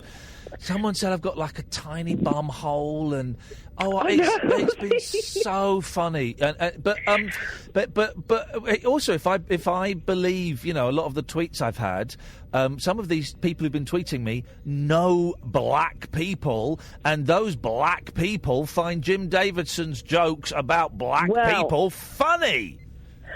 Okay, well, you know these people who know black people, they're the ones who say racist comments, and when I pull them up, they go, "Oh, I'm not racist because my auntie's cousin's brother Here we go. is married to a black lady." Here we go. That gets them out of that. It's their get out of jail card. So, you know, I'm so over people trying to excuse it. And when I was a little child, obviously I'm in my 40s now, so it was the chalky stuff was very much around when I was growing up. And actually, I hated it. I didn't find it funny. I found it offensive. And people in the playground used to use it as like an excuse to kind of, like they mimicked it and thought they could they could laugh it off. Did you? Did you remember seeing it as a kid? Because I remember seeing him do chalky as a kid. And I'm going to be honest. In the late 70s, very early 80s, you know, I probably laughed at chalky. I think I did laugh at chalky. You know, when I'm sort of like 7, 8, 9, 10, and sort of around 11, 12, I started to think, maybe this isn't quite right, you know. Yeah, but you know what? I would agree with you around the age thing, but I think for me, because I am mixed race, I'm half Jamaican. I think that my kind of like my white family, my English family, if you like, they kind of they were watching it and laughing, and I felt really uncomfortable at that age. Yeah, you know what I mean. And you got that it was a joke at your expense. Yeah. And whilst I knew that they weren't they weren't being racist in like a like a spiteful way. Yeah. You know, but it was inbuilt in them. And you know how people always used to say about old people, they don't mean it, it's their generation. Yeah. They don't mean, you know, so that was kind of the excuse. But I remember feeling very uncomfortable, and I thought, I don't really like that. I don't like that. Yeah. I kind of didn't understand why I didn't like it. No, and then exactly. once I hit about 12, 13, I thought, hang on, I'm not having that. I think it is about the age when you start going up to big school that once you get more influences, and you get and you know, and as an 8, 9, 10-year-old, I would laugh because it was a bloke doing a funny voice. You know, it was a funny voice, and exactly. I didn't get what the joke was based on. I don't know. Because go on. I think it's because you start to understand the content and you listen to the words. Yeah. Whereas prior to that, when you're quite young, you're just hearing a voice. Yeah. It's a bit like hearing, you know, if you hear like Donald Duck say something when you're a child, you laugh at it. When you get to 10 or 11, he could be like chanting some horrific thing to you. You've just and all of a sudden you realise the words. You've libelled you know what I mean? Donald Duck and the entire Disney Corporation. I'm sorry, but you know what I'm saying. Yeah, I do know. You know what I mean. I know exactly what you're saying, and it's and I think that's the thing, and that certainly was the thing for me. And I'm not sort of like miserable black woman who has a chip on her shoulder. No. And I tolerate like casual races every single flipping day. I bet you do. I bet you do. And I'm sorry. It's just the way it is. But it's quite interesting to discuss it, and I like to discuss it. Whilst I'm not having a go at anyone about it. No. I think it's really healthy for us to say, well, actually, yeah. And I like the fact that there you are, no offence, but middle-aged white man. Yeah.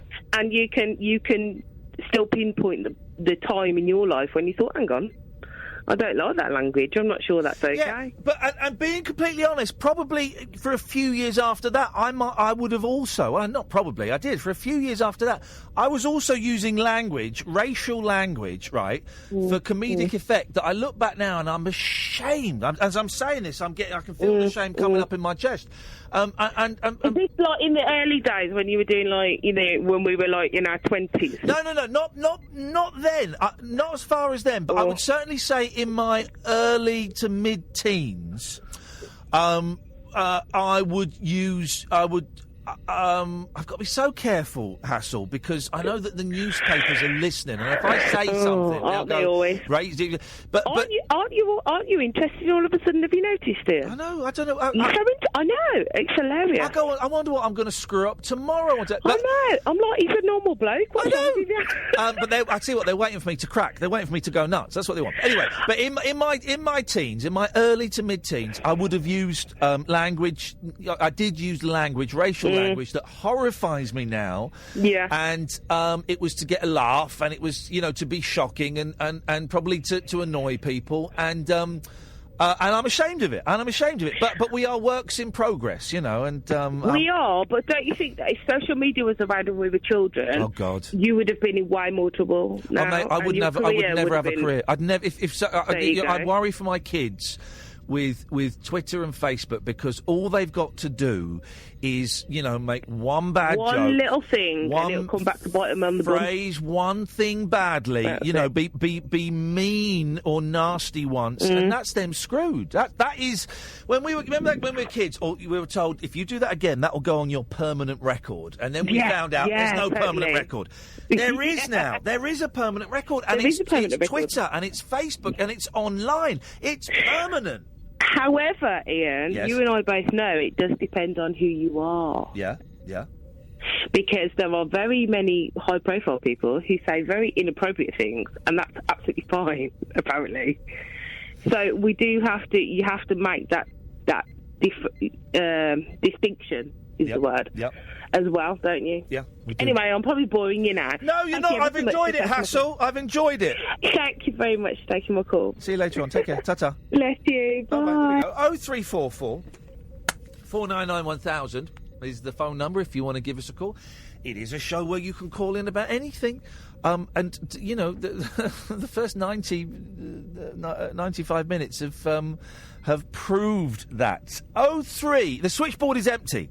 So now would be a great time to call. 0344 499 1000 is the telephone number. If you want to give me a call, we call you back. Anything goes.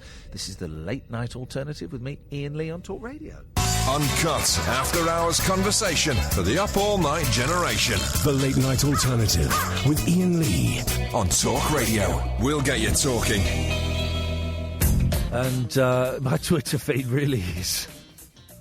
it's just full of arseholes. Full of arseholes. There's some nice people. There are some nice people there as well, guys. Let's not forget the nice people. 0344 499 1000 is the telephone number if you want to give us a call. My life now, I'm constantly wondering, well, what's the next thing I'm going to screw up? I've been doing this job for 20 years. 20 years this year, the 11 o'clock show started. And no one's been interested in anything I've ever said for 20 years. No one's never been in a newspaper. No one's ever been interested. And now, now everyone's, say interest, not massively. It's mainly online stuff. I doubt the Jim Davison stuff will get in the papers tomorrow. But, and I have found myself on this show slightly holding back on what I share. Let's go to Duh. Good evening, Duh.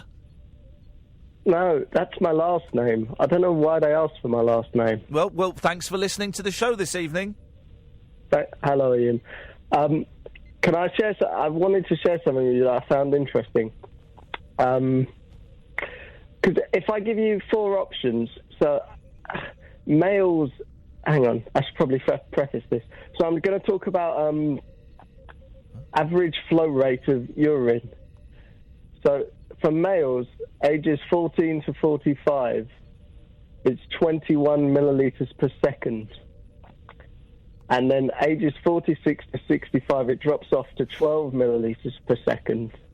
And then as you get older, 66 to 80, it's 9 millilitres per second.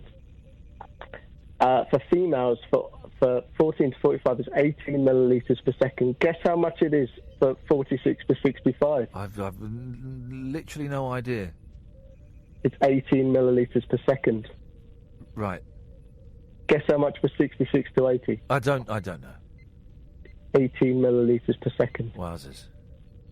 Well, do you not think that's mad? Why are you so obsessed with urine? I'm not obsessed with urine. Well, you've spoken more about urine than anyone I've ever met before. Well, it's a very small sample size, though. Okay. I've only been speaking for about a minute. Okay. I don't know how I'm supposed to deal with this information. Do you not think the drop off for men is just very rapid? What isn't it to do with the prostate? I'm not sure. I'm just trying to get my head. Hang on a minute. So you've got these stats, right? And you've got a computer, I'm guessing? No, I was looking them up on my phone and I wrote them down. Right, okay. Well, a phone is a computer. I hate to break it to you. And it didn't occur to you to then take the next step and investigate why there was such a huge drop-off in urine flow in old men, and while there was a constant, steady stream of steaming piss from women throughout their lives? No, I just thought, what's the word? Pontificate on it. Okay, go on then, pontificate away. Okay. Well, I was thinking, obviously, with a man, from which the urine exudes is one hole. Well, it's one hole for a woman as well, yes. I think, but it's smaller for a man, right? And so it's more concentrated. So I was thinking, because I think the average bladder... the woman's urinary hole, it stays the same size throughout their life, and so does the man's urinary hole stay the same size. So why would that have any impact? The female is bigger, I would imagine. So I thought it would be. Well, but the size. It doesn't matter whether it's bigger or not. The size. You're questioning why men's stream drops off over time and women's stays constant. Yeah. Yeah. So the size is the size is irrelevant. The men's hole and the tippy tip of his winky wink, that doesn't get smaller. No, I agree with that. But if you think of like a bottleneck, if you think of the men's urinary hole as a bottleneck situation, but as you get older, the liquid passing through the bottleneck is slower. Why? Well, that's the question. Yeah, well, that we know that's the case. So what's the so? No, I mean it's just not as my dick doesn't. It's like not as able to get. It's not as able to get about. It's just like if you it's just slower pace of life, isn't it?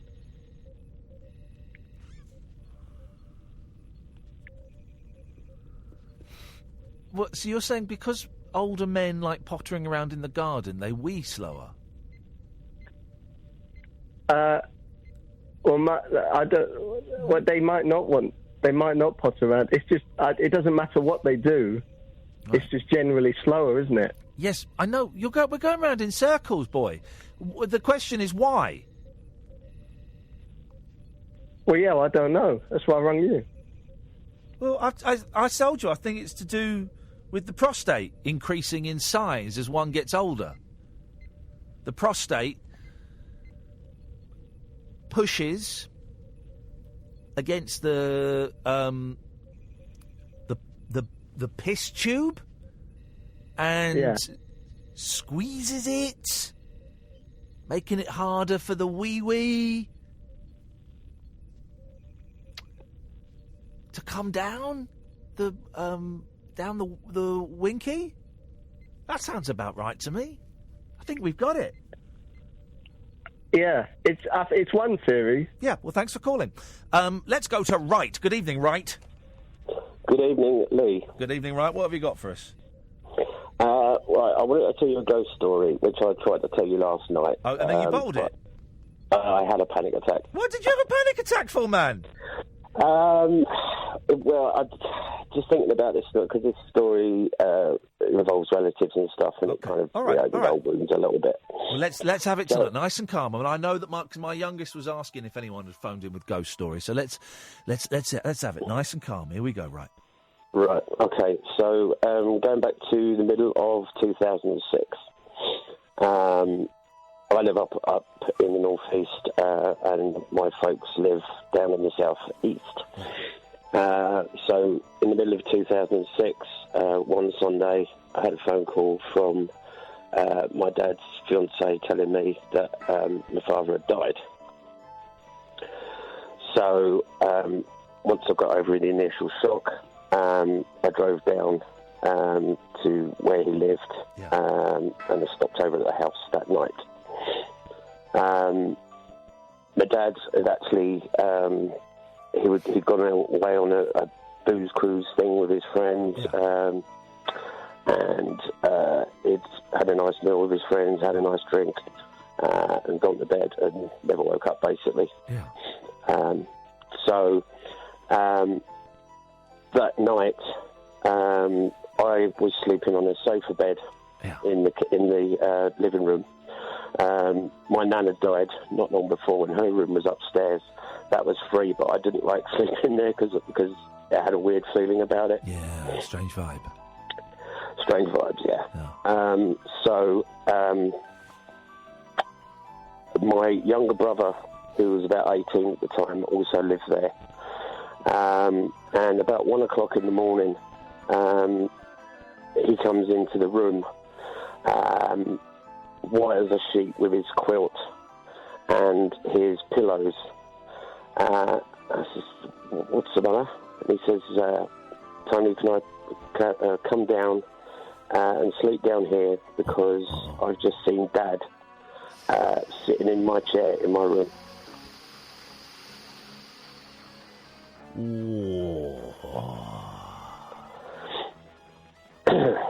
You're right. So, yeah, I'm fine. Yeah. This is some story, man. I'm loving this. I'm sorry for the loss of your dad, obviously, but this is a great story.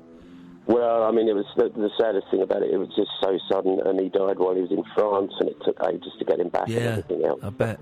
And he'd had bone marrow cancer, and he'd fought that off, but obviously his heart was weakened, and that was that. So that wasn't quite the end of the story. My brother slept in the same room as me that night. The next night he went off elsewhere with his friends, doing what kids do, I suppose. And I was again sleeping on the sofa bed in the living room. And it was probably about the same time, about 1 o'clock. I woke up suddenly. And I could feel like there was someone in the room. And this is going to sound silly, but someone or something blew a massive raspberry in my ear. and there was no one there.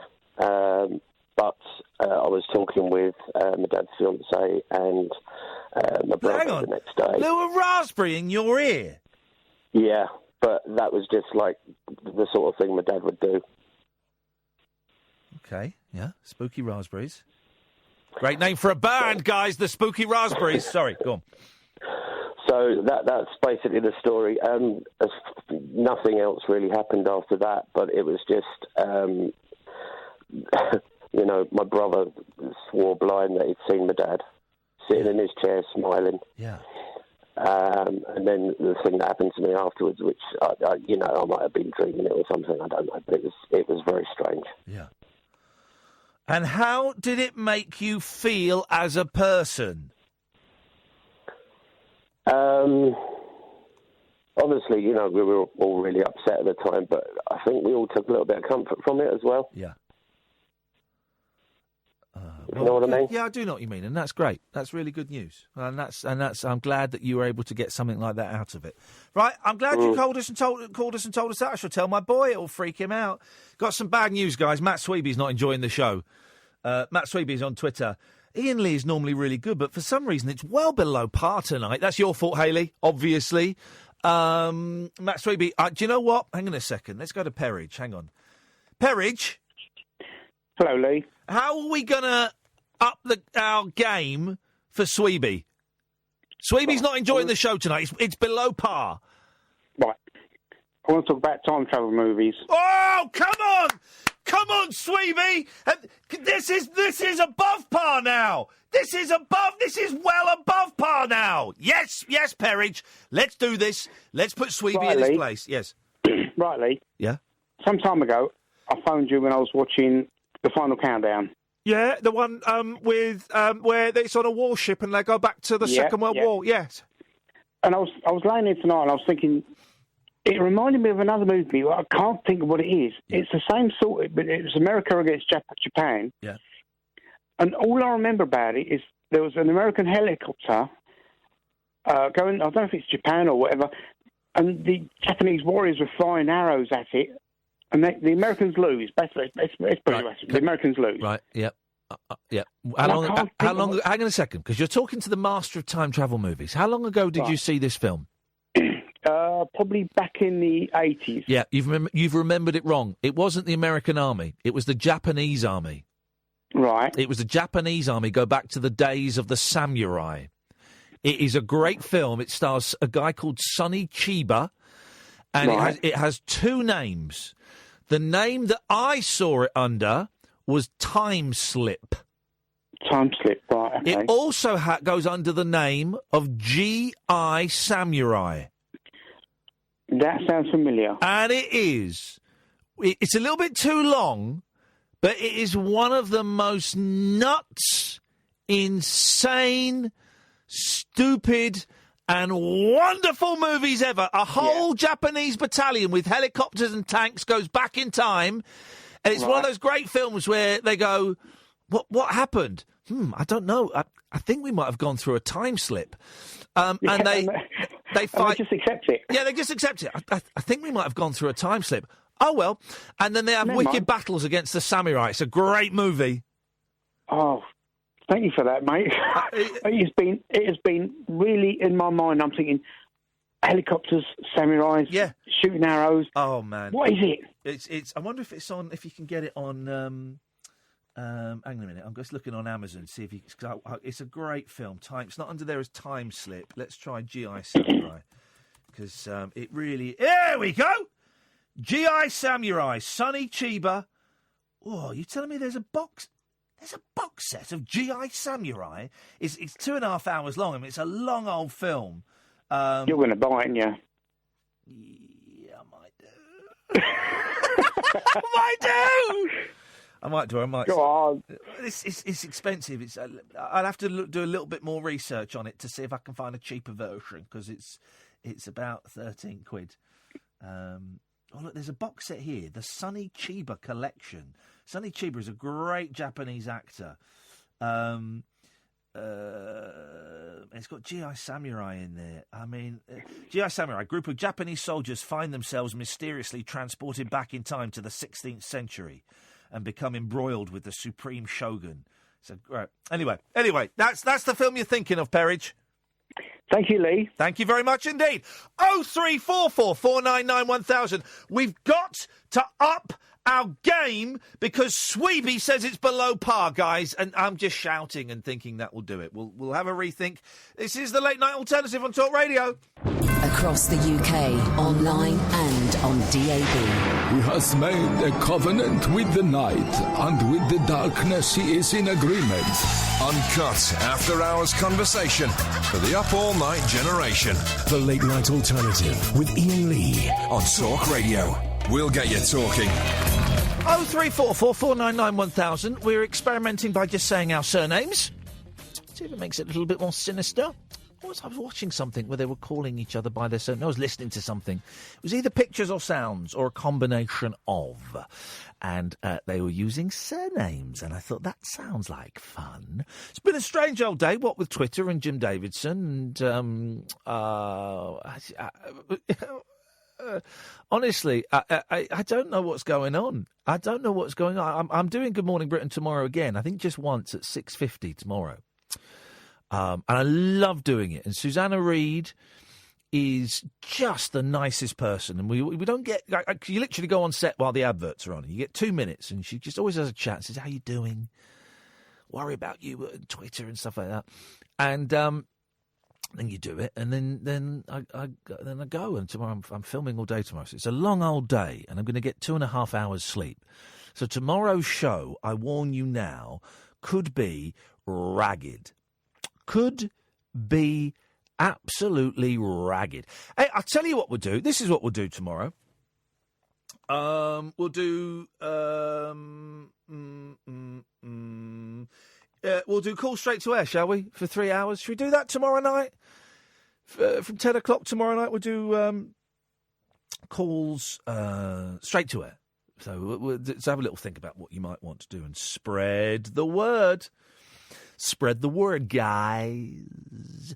But 0344 499 1000 is the telephone number. If you want to give us a call this evening, you'd be very welcome. You are welcome to call in about absolutely anything you want. We've talked about toothpaste. We had Scott Balcony on as the Mayor of Uxbridge on as a guest. Let's check Scott's... Scott's survey as to whether people rinse their mouth after brushing their teeth or whether they just let the toothpaste do its magic. We go to @Balcony Shirts and we'll have a little look.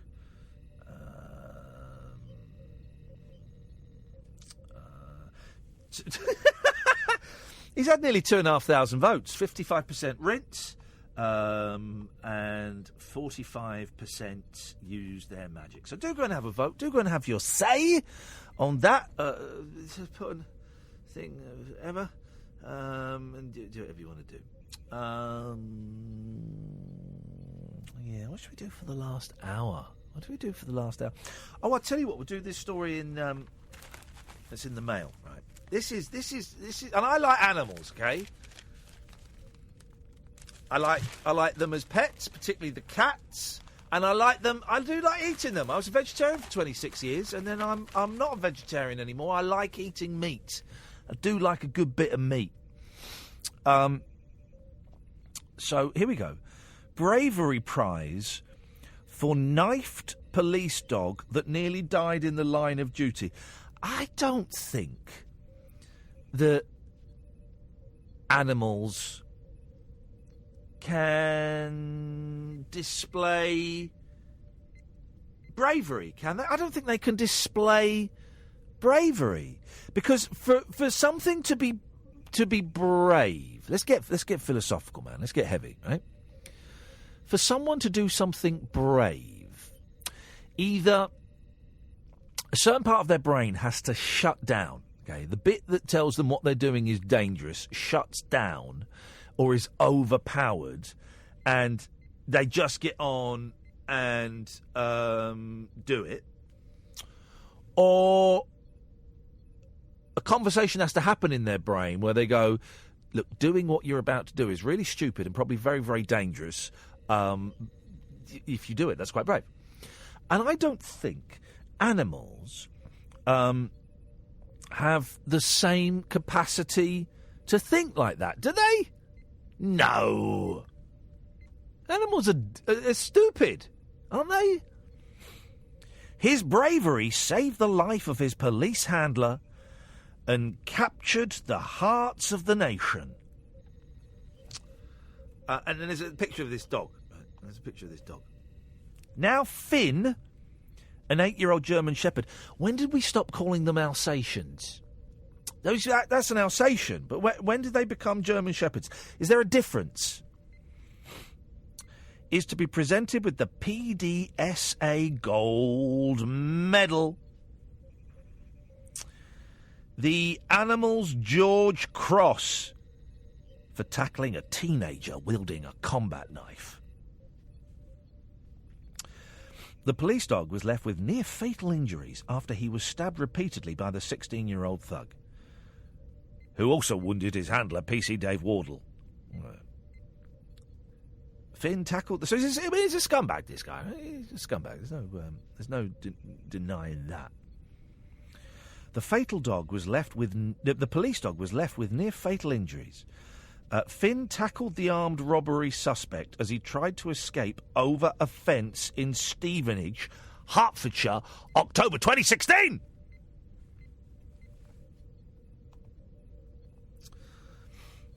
PC Wardle recalled, in a split second, I saw the man lunge at Finn's side with a weapon. As he pulled away, I saw a 10-inch blade covered in Finn's blood. I mean, that's a rotten thing to do. I'm not in any way endorsing the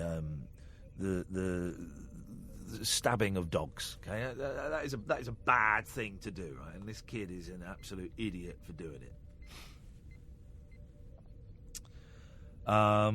As he pulled away, I saw the thing. The man then lunged at me with the blade, but Finn, despite being seriously hurt, grabbed hold and stopped him from landing a fatal blow. My hand was cut in the struggle. Hang a minute, the dog jumped in to save the fella. Why didn't the fella jump in to save the dog? I'm teasing, of course. These two, I mean, obviously the copper's a hero. My hand was cut in the struggle and Finn's head was sliced open. Despite suffering 2 serious stab wounds and a punctured lung, Finn kept hold of the suspect, allowing PC Wardle to wrestle him to the ground. Luckily, the knife had missed Finn's heart, and he made an extraordinary recovery. He was back on duty within 3 months, although he's now retired, Lightweight. His heroism has inspired a campaign for better protection for police animals. Oh, I've seen this guy. Right, I've seen this guy. This guy's been on telly. This is genuinely an interesting story. The thing I question is whether a dog can actually be brave. 0344 499 1000. I've seen this campaign. While the teenager attacker, who cannot be named for legal reasons, was convicted of causing actual bodily harm to the copper, for stabbing the dog, he was found guilty only of criminal damage. He was sentenced to a mere 4 months in custody, which is, that sounds... I don't want to get all Ferrari on your ass, but that sounds a little bit lame, doesn't it? And then it goes on. They want to have a petition that if you attack a working animal, then it gets treated the same as if it was good. All right, fair. That's all very noble. That's all very good, and I agree with that. But can a dog really be brave? A brave dog? That doesn't sound to me like animals have the capacity for bravery, do they? 0344 499 1000. Evening, Vaughan. Hiya, mate. How are you doing? Is that your first name or your last name? It's my... Oh, sorry. Jesus. It's Norman. Right, is Norman your first... Idiots that have got 2 first names. Is Norman your first name or your last name? It's my third name. Out of how many? Lee. Out of how many? 3. Okay, so Norman, we're going to say Norman. Yes, Lee. Okay, Norman. Animals can't be brave, no. No, go on. Well, bravery is a human act, isn't it? So therefore, we're putting bravery onto the dog. But it's an amazing. They're amazing animals. What, they're dogs? Amazing animals. Why are they? Well, Yeah, well. dogs. Well, why do we call them German Shepherds and not Alsatians? What happened there?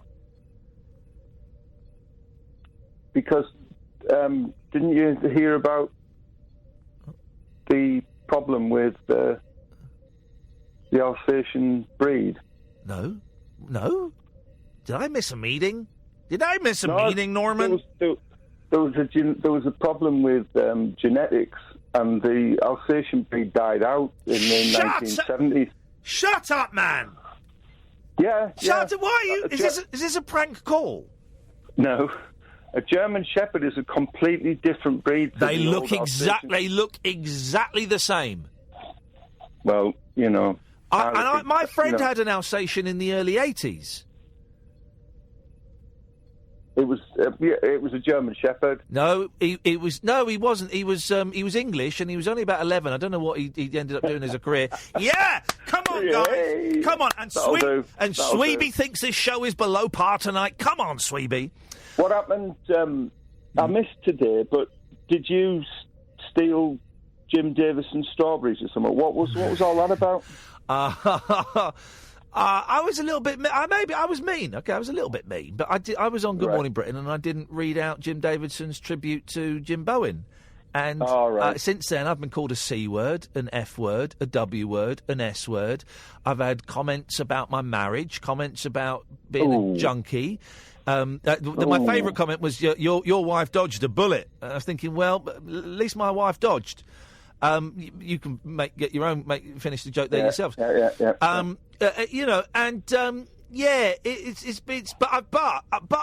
here's the thing. Today I've been on good form, and I've been laughing at all of the messages that were sent to me. All of them were hilarious, and it's been very. And I've also, here we go. It's what literally one's come in, Norman, as I'm talking to you, from a Kent-based photographer, Mark Sparksy. Mark Sparksy, 28. You're a C word. Wow. Yeah, I know, and it's brilliant. All because I didn't read out Jim Davidson's tribute to Jim Bowen on Good Morning Britain.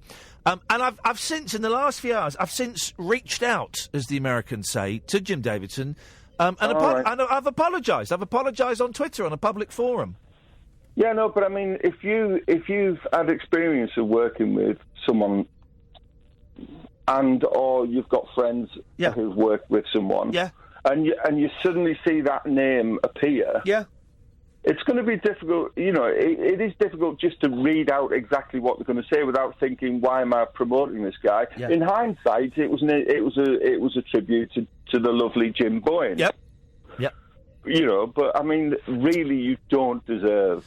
What I should have done, and people say it was disrespectful to Jim Bowen, and that certainly wasn't my intention, because I met Jim once and he was lovely to me, right? Yeah. And that's all I can go by, is how people are to me. Yeah, of course you are.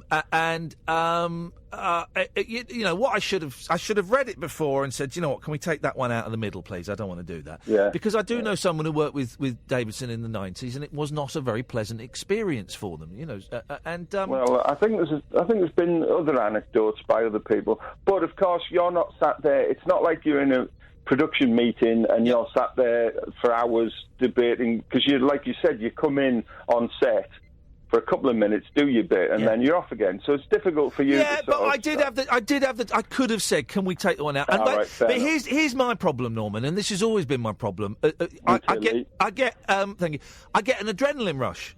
And once I get the adrenaline rush, words fall out of my mouth, and I have to take responsibility for those words, because it's my mouth. And it was what I did was mean, and that's why I apologise to Davidson. Well, you did the right thing, and people should recognise that. What I don't understand is, why do people feel the need to defend Jim Davidson? One of the most acerbic, quick-witted comedians, you might say, who's quite able to defend himself quite readily with the odd word or two. Why does he need this army of... Here's what he said to me. Gammons. He sent me a tweet he sent a tweet saying, so some tit called Iain Lee refused to read out my tribute to Jim Bowen and Good Morning Britain, right? Yeah. And then I messaged him about, and he messaged me back saying, "Oh, you're that strawberry thief. I'm glad you don't like me. Good luck." And then he blocked me instantly, so I couldn't reply. But I did reply saying, "Oh, you're that bloke that does the chalky voice." And it got, it was handbags at dawn, But I was surprised he blocked me. I was surprised he was a snowflake. Jim Davidson is a snowflake. Yeah.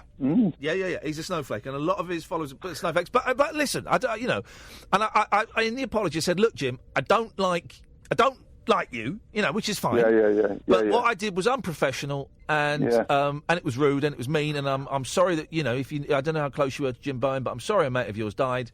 And I apologise. And I apologise. And that was big, because you could have continued it, and it's not worth it in the end. Yeah. I got a good apology today. Go on. From whom? From Mr. Noel Edmonds. Shut the front door, really? Oh, yeah. Right, yes, for those who don't know, Norman is the crybaby libtard who's got cancer, and it's his fault. It's your fault you've got cancer because you're so negative. Is that what Noel Edmonds what Edmonds said to you? Yeah, he said I should look at the negative energy that causes disease, which in my case was cancer. This is absolutely true. And it was when Edmonds was talking about his cancer box, and he singled you out, and he said, the cancer was your fault. And he's apologised to you. I did a bit of local radio today, and I did it yesterday, actually, mainly on the back of the Vic and Bob thing I did. Sorry? Huh? I was on the Vic and Bob show at Christmas. I didn't know. No? What? I was on the Vic and Bob show.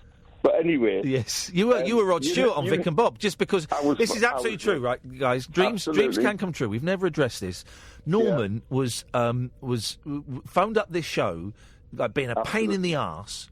Yeah. And Bob Mortimer was listening, and Bob Mortimer emailed in saying that Norman, would you mind if you check with him? But could I have his details? And you ended up being Rod Stewart on the Big Night Out. I did, yeah. How nuts was that, man? Yeah, I was so proud of you. I thought it was brilliant. As you know, I have thanked you previously. Not financially, not financially. With words, but not financially, but that's cool. That's fine. You did say something about reaching around a fiver or something, but I'm not really quite sure what all that was about. But yes, so I did this local radio interview yesterday. Yes, and up here in North East, and what the station did quite cleverly was they sent a transcript of the pertinent section to Noel Edmonds' management. Yeah. And obviously they wanted a reaction, or they gave him a right to reply. Yeah. And he still maintains that this magic box, he's changed his tune. He's gone from, because the phrase he used was tackles cancer. Yeah. Now, as you know, everyone knows when you use the word tackles, like domestos tackles all known germs, you know what I mean? Yeah. Tackles means kills or cures. We all know that. Yeah, of course it does. Tackles is kills or cures. But... there's an act of Parliament called the 1939 Cancer Act. You're not allowed to come out with quack things and say they cure cancer. It's a strange act, but yeah. So what annoyed me at the time was he said, this box is proven to tackle cancer. So he knew what he was doing. Yeah. So he still maintains that he was referring to being positive. Well, Ian, you know me well enough. I'm assuming that I'm a fairly positive guy, really. Yeah. And I've dealt with the cancer for the last 10 years pretty positively. So I was pretty peed off when he mentioned that I was negative. Yeah. So anyway, he sent it off, and he still maintains that this box can help you with all sorts, stay young, help you with everything. I don't know. There's been no clinical trials of it, so you don't know. Well, but at the end of it, he said, "Yeah, yeah, we do know." But at the end of it, he did say, "I offer a full and frank apology to Norman." To Norman, did he really? Yeah. Good for him. Yeah, I thought. Good for him. I thought, and he didn't have to, and he could have. I mean, because he was on Victoria. What's brought it all bubbling back to the surface was that he was on Victoria Derbyshire the other day, and of course Victoria herself had cancer treatment. Yeah. Did she? So remind me. Did she get cured with the magic box or by using traditional science and medicine? She went down the strange route I did of going to the hospital and having oncologists, doctors, treatments that have actually been peer-reviewed in clinical trials and been proven to cure people. Wow. She went down that wacky route. These celebrities, So she doubled down on the question, do you think it was fair asking this cancer survivor, which I don't like the word, but I'll let that slip. But she said, is it fair? And he said, yeah, it was fair. It was a fair question. I don't, it was basically, I don't care. I don't, it was a long time ago. I'm not bothered now. Yeah. So that's what bubbled it up again. And of course you get loads, then that resurfaces. So I tweeted something yesterday that went, I think it was retweeted 360,000 times or something, or it got 360,000 views, which is, as you know, the level of my tweets. I don't get that normally, as you know. But so I got a long and somewhat mealy-mouthed apology, but at the end of it, there was an apology. So okay, do you still want to go and murder him with me? No. Okay, that weekend's off, is it? Okay, fine. What I would do, if you could just send a video. Yeah. That'll do me. I'm not. Honestly, seriously, he's not a bad lad. He's obviously in a place that's not good for him. But anyway, Norman, I'm going to cut you off now. Yeah. There we go. It's gone. 0344 499 1000. This is the Late Night Alternative on Talk Radio. The Late Night Alternative with Iain Lee. On air and off the leash. On Talk Radio. Evening, Rogerson. Hey, how you doing? I'm good, thank you, Rogerson. What you got for us tonight? Am I on live now? Yeah, we're on the radio. Oh, cool. Yeah, sorry, I didn't know if it was the guy from before who asked the question. You thought if it was the girl who asked the question, it's me. Yeah, I know your voice just sounded different. That's all. Shut up, man! What are you talking about? Never mind. Huh? Anyway, yes. I was just ringing up because I've just seen that Danny Boyle, the director, has announced that he's. Is he all right? Yeah, apparently he's doing the next Bond 25. Oh, is that happening? I heard that was the rumour. Yeah, and then Daniel Craig's obviously signed on for one more film. Yeah. So I just wanted to ring up and ask you what your thoughts on who would be a good choice for the next James Bond. I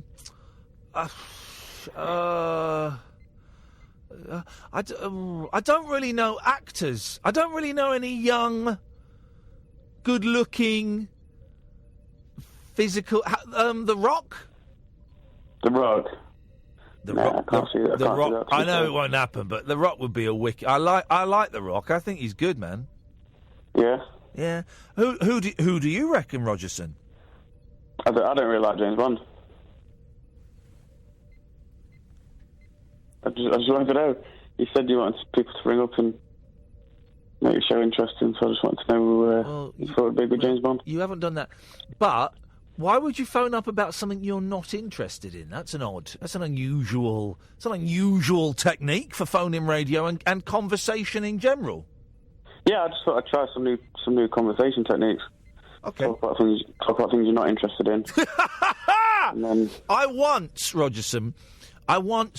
tried a new dating technique, right?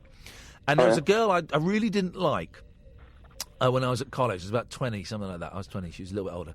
I really didn't like her, but then I found out that she really fancied me, right? And I thought, I wonder if it would work going out with someone that you don't actually like. And part of me thought this would make... This would make a really sexy, relationship. Yeah. And you may be surprised to hear that it didn't work and it was a disaster. I can't believe that. Yeah, it was horrendous. Absolutely horrendous. Just have nothing in common whatsoever. No, I didn't like her, and didn't fancy her, and it lasted about 3 weeks. It was horrible. Yeah. Did you like James Bond? I didn't ask her about James Bond. I didn't ask her about James Bond, actually. But if I ever see her again, I've not seen her for 20-odd years, but if I ever see her again, Rogerson, I'll certainly ask her. I mean,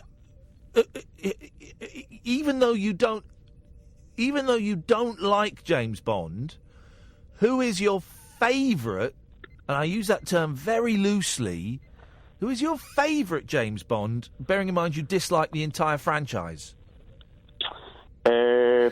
Roger Moore was all right, I suppose. Yeah, but still rubbish. Yeah, well, I suppose it's not that bad. It's not the greatest franchise. No. Plus, he was sort of the only English one. Sorry? I mean, Timothy Dalton. Is it Timothy Dalton? Timothy Bolton? Timothy Bolton, yeah. Yeah, he was all right, I suppose. Okay. Yeah. Anyway, thanks for your input on the James Bond subject. I hope you enjoy the rest of your show. Oh, thank you, Rogerson. Good evening, Hawk. Hello, Lee. Hello, Hawk. What you got for us? I'm just ringing up to do the Alsatian German Shepherd. Sorry? Clarify. Okay, the clarification. I'm glad you added that word at the end. Yes, okay. Basically, it's the same breed. Right. They was originally called a German Shepherd because they originate from Germany. Yeah.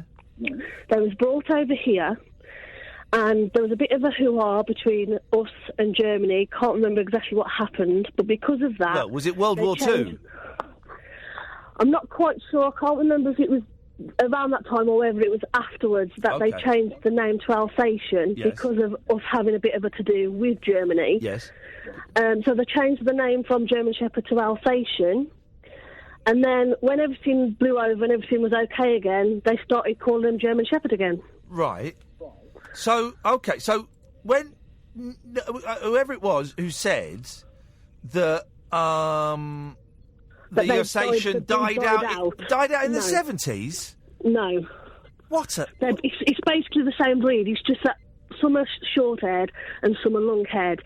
And people try saying that the long-haired are German Shepherds and the short-haired are Alsatians, but they're not. They're both the same breed. It's just sometimes they come out long-haired, sometimes they come out short-haired.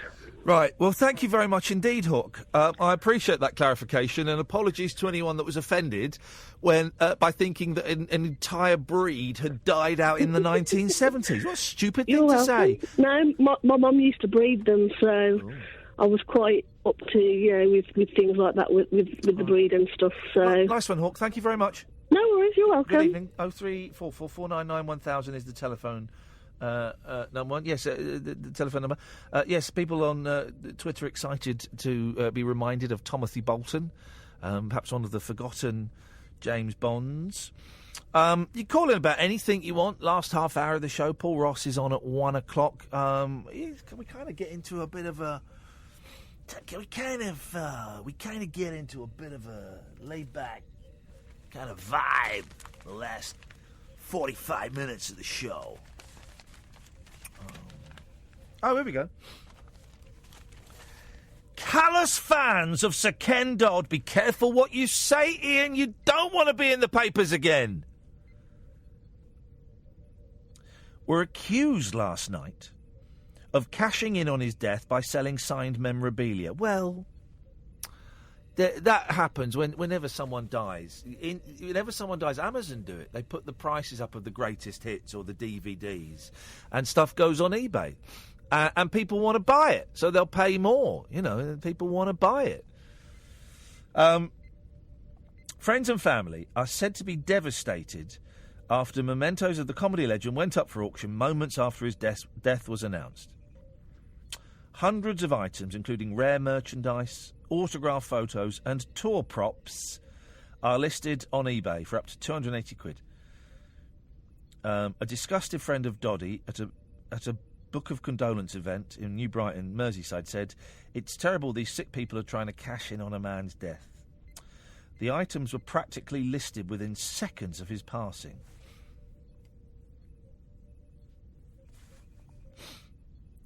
Ken's family and friends are devastated that so many people would flog their memories of him. Well, yeah, I get it. I get that. And the speed at which these things go up. I remember when Davy Jones of the Monkees died, and I remember looking at something on Amazon and on eBay and thinking, God, flipping heck, that's gone up. That like doubled the price. Glenn Campbell, when Glenn Campbell died, right, his new album, or his last album, Adios, you could get it for $7.99, and the day he died, it went up to like $12.99.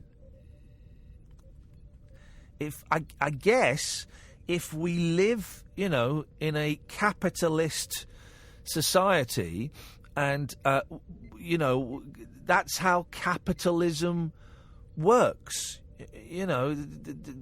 There's no chance of there being any new signed Ken Dodd stuff, so it goes on and gets a higher price.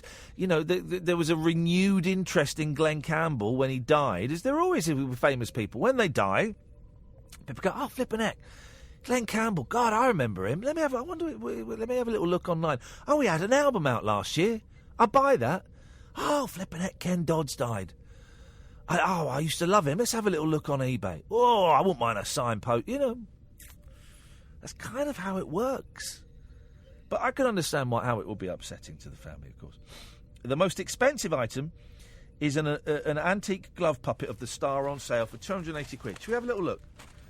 Let's have a little look at this. eBay. Let's have a little look. Ken Dodd glove puppet. Let's see what this is going for here. It's a buy it now. Rare antiques, a Ken Dodd glove puppet of himself, not Dickie. Mint. Yeah. I mean, it's 400. It's 500 Australian dollars.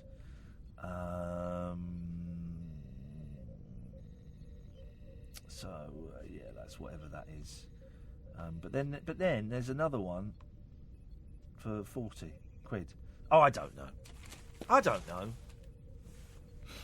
A signed framed photo is offered for $99.99, and an autographed Ken Dodd and the Diddy Men LP is $165. So Ken Dodd, who had a number one hit in 1965 with his song Tears for Souvenirs, died aged 90 on Sunday at his Liverpool home after suffering a chest infection.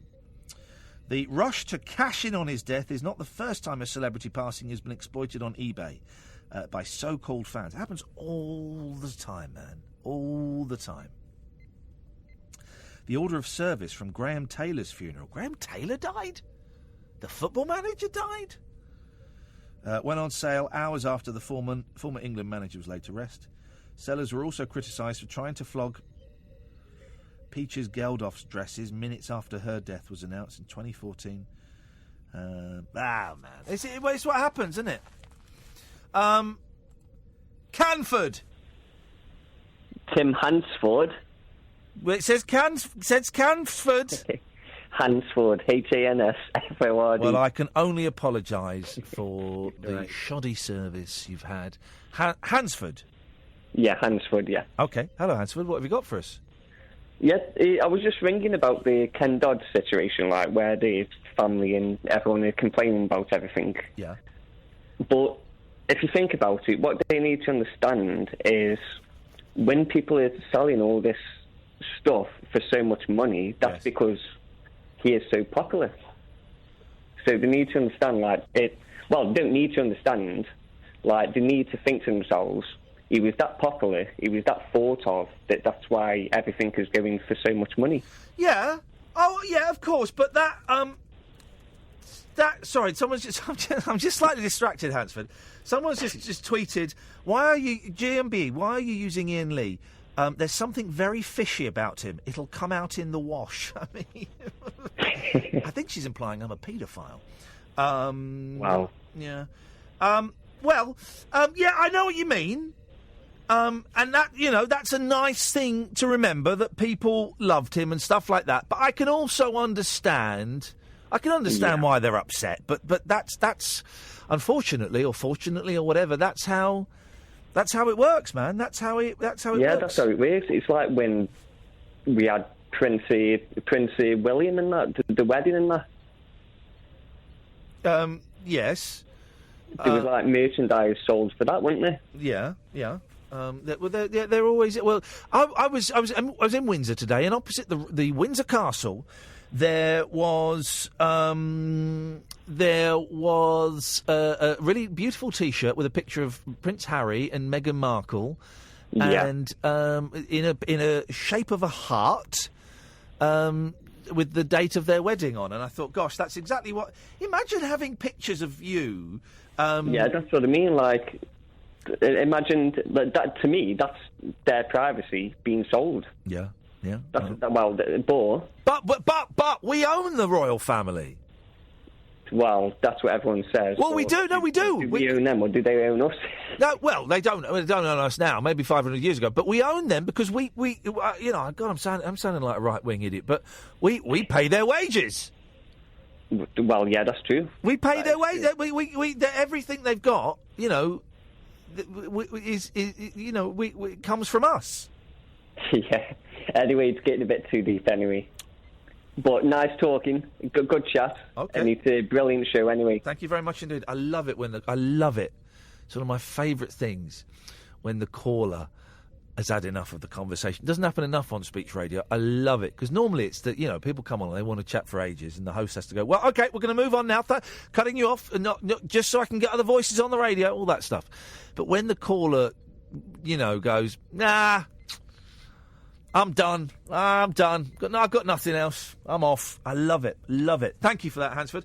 0344 499 1000 is the telephone number if you want to give us a call. This is the Late Night Alternative on Talk Radio. The radio show for people who know the best part of the day is the night. The Late Night Alternative with Iain Lee on Talk Radio. We'll get you talking. 0344 499 1000 is the telephone number. I keep thinking it's a touchscreen. I'm such a pudding. Ricards? Mr. Lee? Yes? So I was just ringing about the Ken Dodd situation. Yes. And it's weird because people now will be shelling out money, and this sounds really harsh, and it might be something we've touched on before. People will shell out money now for something. They're going to die at some point. Their relatives have got to get that and think, what is it? Take it to a charity shop. Yes. No return. Oh. So what you're saying is we should imagine no possessions? You know what? In a way, I kind of am. God, blimey. But I'm me and you. Yep. Oh, sorry, that sounds presumptive. But yes. I think that we are the same age. Yeah. And I look at some of my records that are worth 50, 60 quid or whatever. Yeah. Some Queen records, and I think, what? And obviously I did a health scare. But what's going to happen to it? I'm going to die, and then eventually, hopefully a long time away, somebody's just got to get that, take it to the charity shop, get a quid for it. I've got a single that's worth it cost me $650. I don't know what that is in pounds. I don't want to know what that is in pounds, right? One 7-inch, 45 RPM, $650. And do you know what? I don't even know where it is. But I'm going to make damn sure... I'm going to write my will, and I'm going to make sure that my most responsible son, and I know which one that is, gets my records, and he's not allowed to sell them until he's the age of 35, and he has to get them valued by 3 different valuers, and he has to accept the highest offer. So that's the insurance for my records. But that sounds wise, right? And this is not impugning your lad whatsoever. Yeah. But what happens if, you pass it and he just flogs it anyway? I'm not going to go at him. Well, he won't be able to. I won't let him. It will be in the will, and I'm also going to write in the will that they can only get their inheritance if they spend the night in a haunted house. Oh, that's tight. Yeah, it's tight, but no one does that anymore. In the 60s and 70s, everyone, well, at least in television programmes, everyone that got a will could only get access to it if they spent the night in a haunted house. Well, I'm going to make my boys do that, even if they're children, even if I died tomorrow and they're 6 and 8, they've got to spend the night in a haunted house. Yeah, that's just cruel. But I'm getting to the point now where it's weird because obviously, same age. Because when you're younger, and you've got a bit more disposable cash to flash about. Yep. So you buy these things, and then I look at them now, and I think, I look at records, I'm never going to play it again. And it's nice to have, but I think I might as well flog. But then the next step is, what do I do with the money? Well, you buy. I would love to have nothing. I would love it because I've got too much stuff, and I'm desperately trying to stop buying stuff. It's an addiction. It's totally an addiction. But I've got too much stuff, and at some point soon, I'm gonna have to get all of my things and move them in. I'm gonna have to move house at some point soon, right? In the next 6 months, 8 months, a year, right? I'm gonna have to move the house, and I'm dreading it. I'm dreading the thought of putting all of these things, these knickknacks, these bits of plastic and metal and glass that we collect around ourselves to try and make our stay on this planet just a little bit more comfortable, and we think that they give us some kind of spiritual connection, and when they don't. They're just, they're just atoms that are collected in a certain shape and a certain colour, and I would love to have nothing, but I just haven't got the balls to do it. I haven't got the balls just to get rid of everything. I just feel a bit bad because I feel like the last few times I rang it, I've always done quite a despairing time, and I'm really not. No, it's getting heavy, man. I love it. It's getting heavy. Well, it's weird. It's just like I said, in my mind now, I've just sort of thought, and like I said, what happened before me, I just sort of think, if the worst happened tomorrow again, it's like somebody will just, like my brother or whatever, he'll might be able to value a few things and go, I think you like that. I think that's worth something. Yeah. But the rest of it will be like, I'll take it to Oxfam or whatever. I'll just take it down to the charity shop. And it's like, no, that's worth like loads of money. But anyway. Well, yeah. Sorry, man. No, don't feel bad, man. I'm just thinking, right, I'm going to be up at 5 o'clock, and I'm going to get to the hotel about 1:30. Can't sleep for an hour or so 2:30. There's 2.5 hours sleep. And also, I won't sleep very well because I'll be worried I haven't set the alarm on my phone. So I'll keep looking at the clock. 2.5 hours sleep. Probably say something that, to me, is amusing or entertaining or silly on a live television show, and be hounded all day by arseholes online. And then I'm filming all day.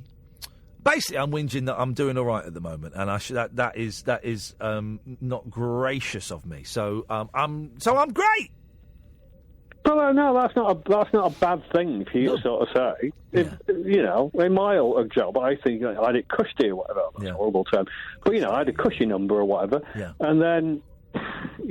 Things change and things happen, and people are like, it's all relative, isn't it? It is all relative, but I just realised that the breakdown that the newspapers are waiting for may have just happened there, so I'm reeling it back in. But then on Saturday I go to Wales. I'm going to Wales for 8 days with some friends. I've rented a cottage, Airbnb, the middle of nowhere. I'm taking my PlayStation 4, my Retro Pi, and a stack of books and karate films, and I'm going to watch films, go for long walks, and learn how to play the mandolin. That's what I'm doing next week, so I'm sorted. That's a cracking week. And the PlayStation, by the way, I was looking the other day, because I've not bought a PlayStation, I'm always one behind console-wise. And my friend was like, you need to get a PS4 and we can do gaming, and then the VR set. And I was like, look, but it's like, I didn't realise that that's just 300 quid for the VR. Oh, the VR set is about 350 quid, and it's a great gimmick, and it's wonderful, and it's fun, and it's silly, but it's a gimmick, and it won't last, and it's certainly not worth the money. So don't get that. Get a second-hand PS4, if you can afford it, from Sex or something like that. Do that, because it's great. Or get a PS3. No, I've got my PS3, but having said that, I think I've spoke about this maybe at Christmas. I've still been hammering that Super Nintendo thing that they brought out at Christmas with loads of games at it. So I've just played Donkey Kong all the time. Yeah. So it's exactly back to what I was doing in the 90s. Right, I'm growing up. I'm going to cut you off now. No worries. There we go. That was Rickard's. 0344 499 1000 is the phone number. I love this surnames thing. Good evening, Squires. Hello, Lee. Hello, Squires. What have you got for us? I love it. It sounds quite cold, doesn't it? It's quite cold doing the surname. Yeah, maybe. I don't mind. Anyway, Squires. I just wanted to ring up because your last caller Yeah. Who was saying, about his record collection. No, I don't want it to go to a charity shop. Yes. I'm a manager of a charity shop, so I thought I'd ring up and say, please bring your stuff to the charity shop. Oh yeah, but that's where it's probably going to end up. People were going to bring stuff to charity shop. I don't think that was the kind of key message from Ricard's. Right. But it was more the bleakness of these things that we give such value to in both a monetary and a spiritual form, and then when we die, to people around us, they're junk. Yeah, no, I totally understand that. Totally. I mean, just the last 3 days, I've had people come in, sadly, house clearances, and, they've just put this stuff in a box and people's collections, and it is sad, but obviously that's great for my shop because, there's some great stuff in there. Exactly. That, in fact, Paul Ross has just come in. Paul, put your headphones on, because we were just... This Squires here, we're doing surnames tonight. Squires is a manager of a charity shop. And you were saying yesterday or the other day about sometimes when we go into a charity shop and you'll see a load of records by the same artist. Yeah, and with a name on them or a collection of glass kittens or something. Yeah, and you think, that's someone's nan or, well, you know why. Someone's life there. Yes, that's someone's life, and that's it. So there must be a sadness, Squires, when you get in, you get a good haul, which is, for you, but... generally it means someone's died or there's a divorce or something happened. No, we get custody of the glass cats. I've got 2 marriages behind me. I always insist on getting the glass cats. Is that what I've got to look forward to? Fantastic. Well, at least there's some light at the end of the tunnel then. Great. Oh. but it must be, a lot of the stuff you've got is because someone's died, man. Yeah, generally that is, you get the regulars that are just having a clear out, but generally that is that, and I'm obviously I love a rummage through a charity shop. I love going through the records. I love going through the DVDs. In fact, today I had a result. Go on, what'd you get, Paul? The most low-tech but approved Star Wars item I've ever bought. Yeah. It is from, I suspect, the early 80s. Yeah. It's a Star Wars Ludo set, but the only Star Wars thing is, it's a proper board, is they've got Darth Vader, a stormtrooper, Yoda and Luke Skywalker on the board. Not even the counters or movement things or anything Star Wars related. Cost me £2. But why not? Is that legit or is that hooky? It is legit because it's got the proper, Wow. So, but it's not worth anything to anybody but me. I'm going to play it with my grandsons this weekend. But this is the thing, having kids who are 6 and 8, right? They would go, wow, Star Wars Ludo, yeah! You see, my grandsons are 6 and 10. Oh, well, exactly. That would be. They can look at it. And it's just what I might do is though, because the counters are all there, but I might in the end frame it. Yeah. Because it looks quite good and proper. It's proper early 80s. Yeah. It must be early 80s because Yoda's in it. Yeah. Squires, thank you for that. Thank you. Cheers with this. Ta-ta. I see you fingering my kids in the hall. Well, yeah, I mean, it's a bit post for me, to be honest, but I'm sure, the 90s, mid-80s, early 90s Canadian comedy troupe. My son's mid-30s, so I'm sure he'd absolutely love it. We're on Channel 4 in the 90s. I'm big. Although, of course, the surname thing doesn't really play for you and me. We are blessed or cursed with 2 first names, aren't we? I've always found people Paul and like Ross that. and Ian and Lee. Yeah. Never trust us.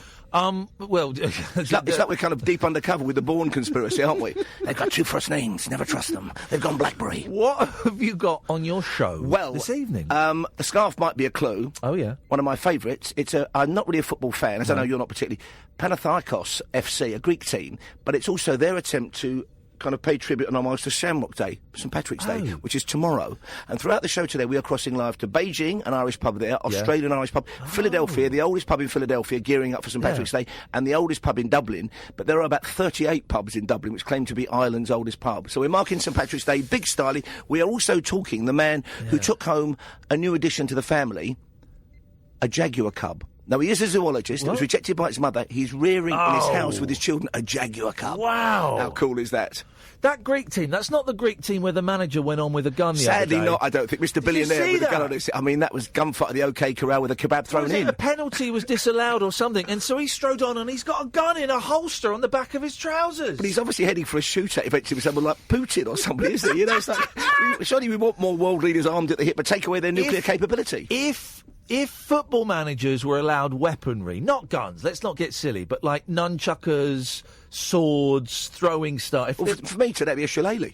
Oh, exactly. If football managers were allowed, blunt weaponry, I would watch football for that. I would watch football for that, definitely. Whom would they use it on? Their own players, the officials, fans? whatever they want. Whomsoever they want. I think in a parallel universe, you're running your own sports channel. Oh, mate. I've Bludgeon TV. Remind me to tell you, next week, we haven't got time now, but I don't like football, but I know how to make football great. It's a game I've invented called double football. Basically, it's a square pitch with goals on every side. This is Ludo, isn't it? You got 4 teams. Okay. Right, you got 4 teams, and then one team can score in any of the 3 goals, okay? Right. You've got to defend yours, and then random moments, they introduce a second football. That will be a brilliant game. Wouldn't it? That's like the Battle of the Five Armies at the end of The Hobbit. Double football, you call it Super Soccer for the Americans, boom. Paul Ross! That's your pension fund right there, but make sure before your children inherit, they spend the night in a haunted mansion. This is what they've got to do. Paul Ross is on at 1 o'clock. Thank you very much, Hayley. Thank you, Sam. I shall be back tonight at 10, hopefully with Catherine. Until then, from me, ta-ta!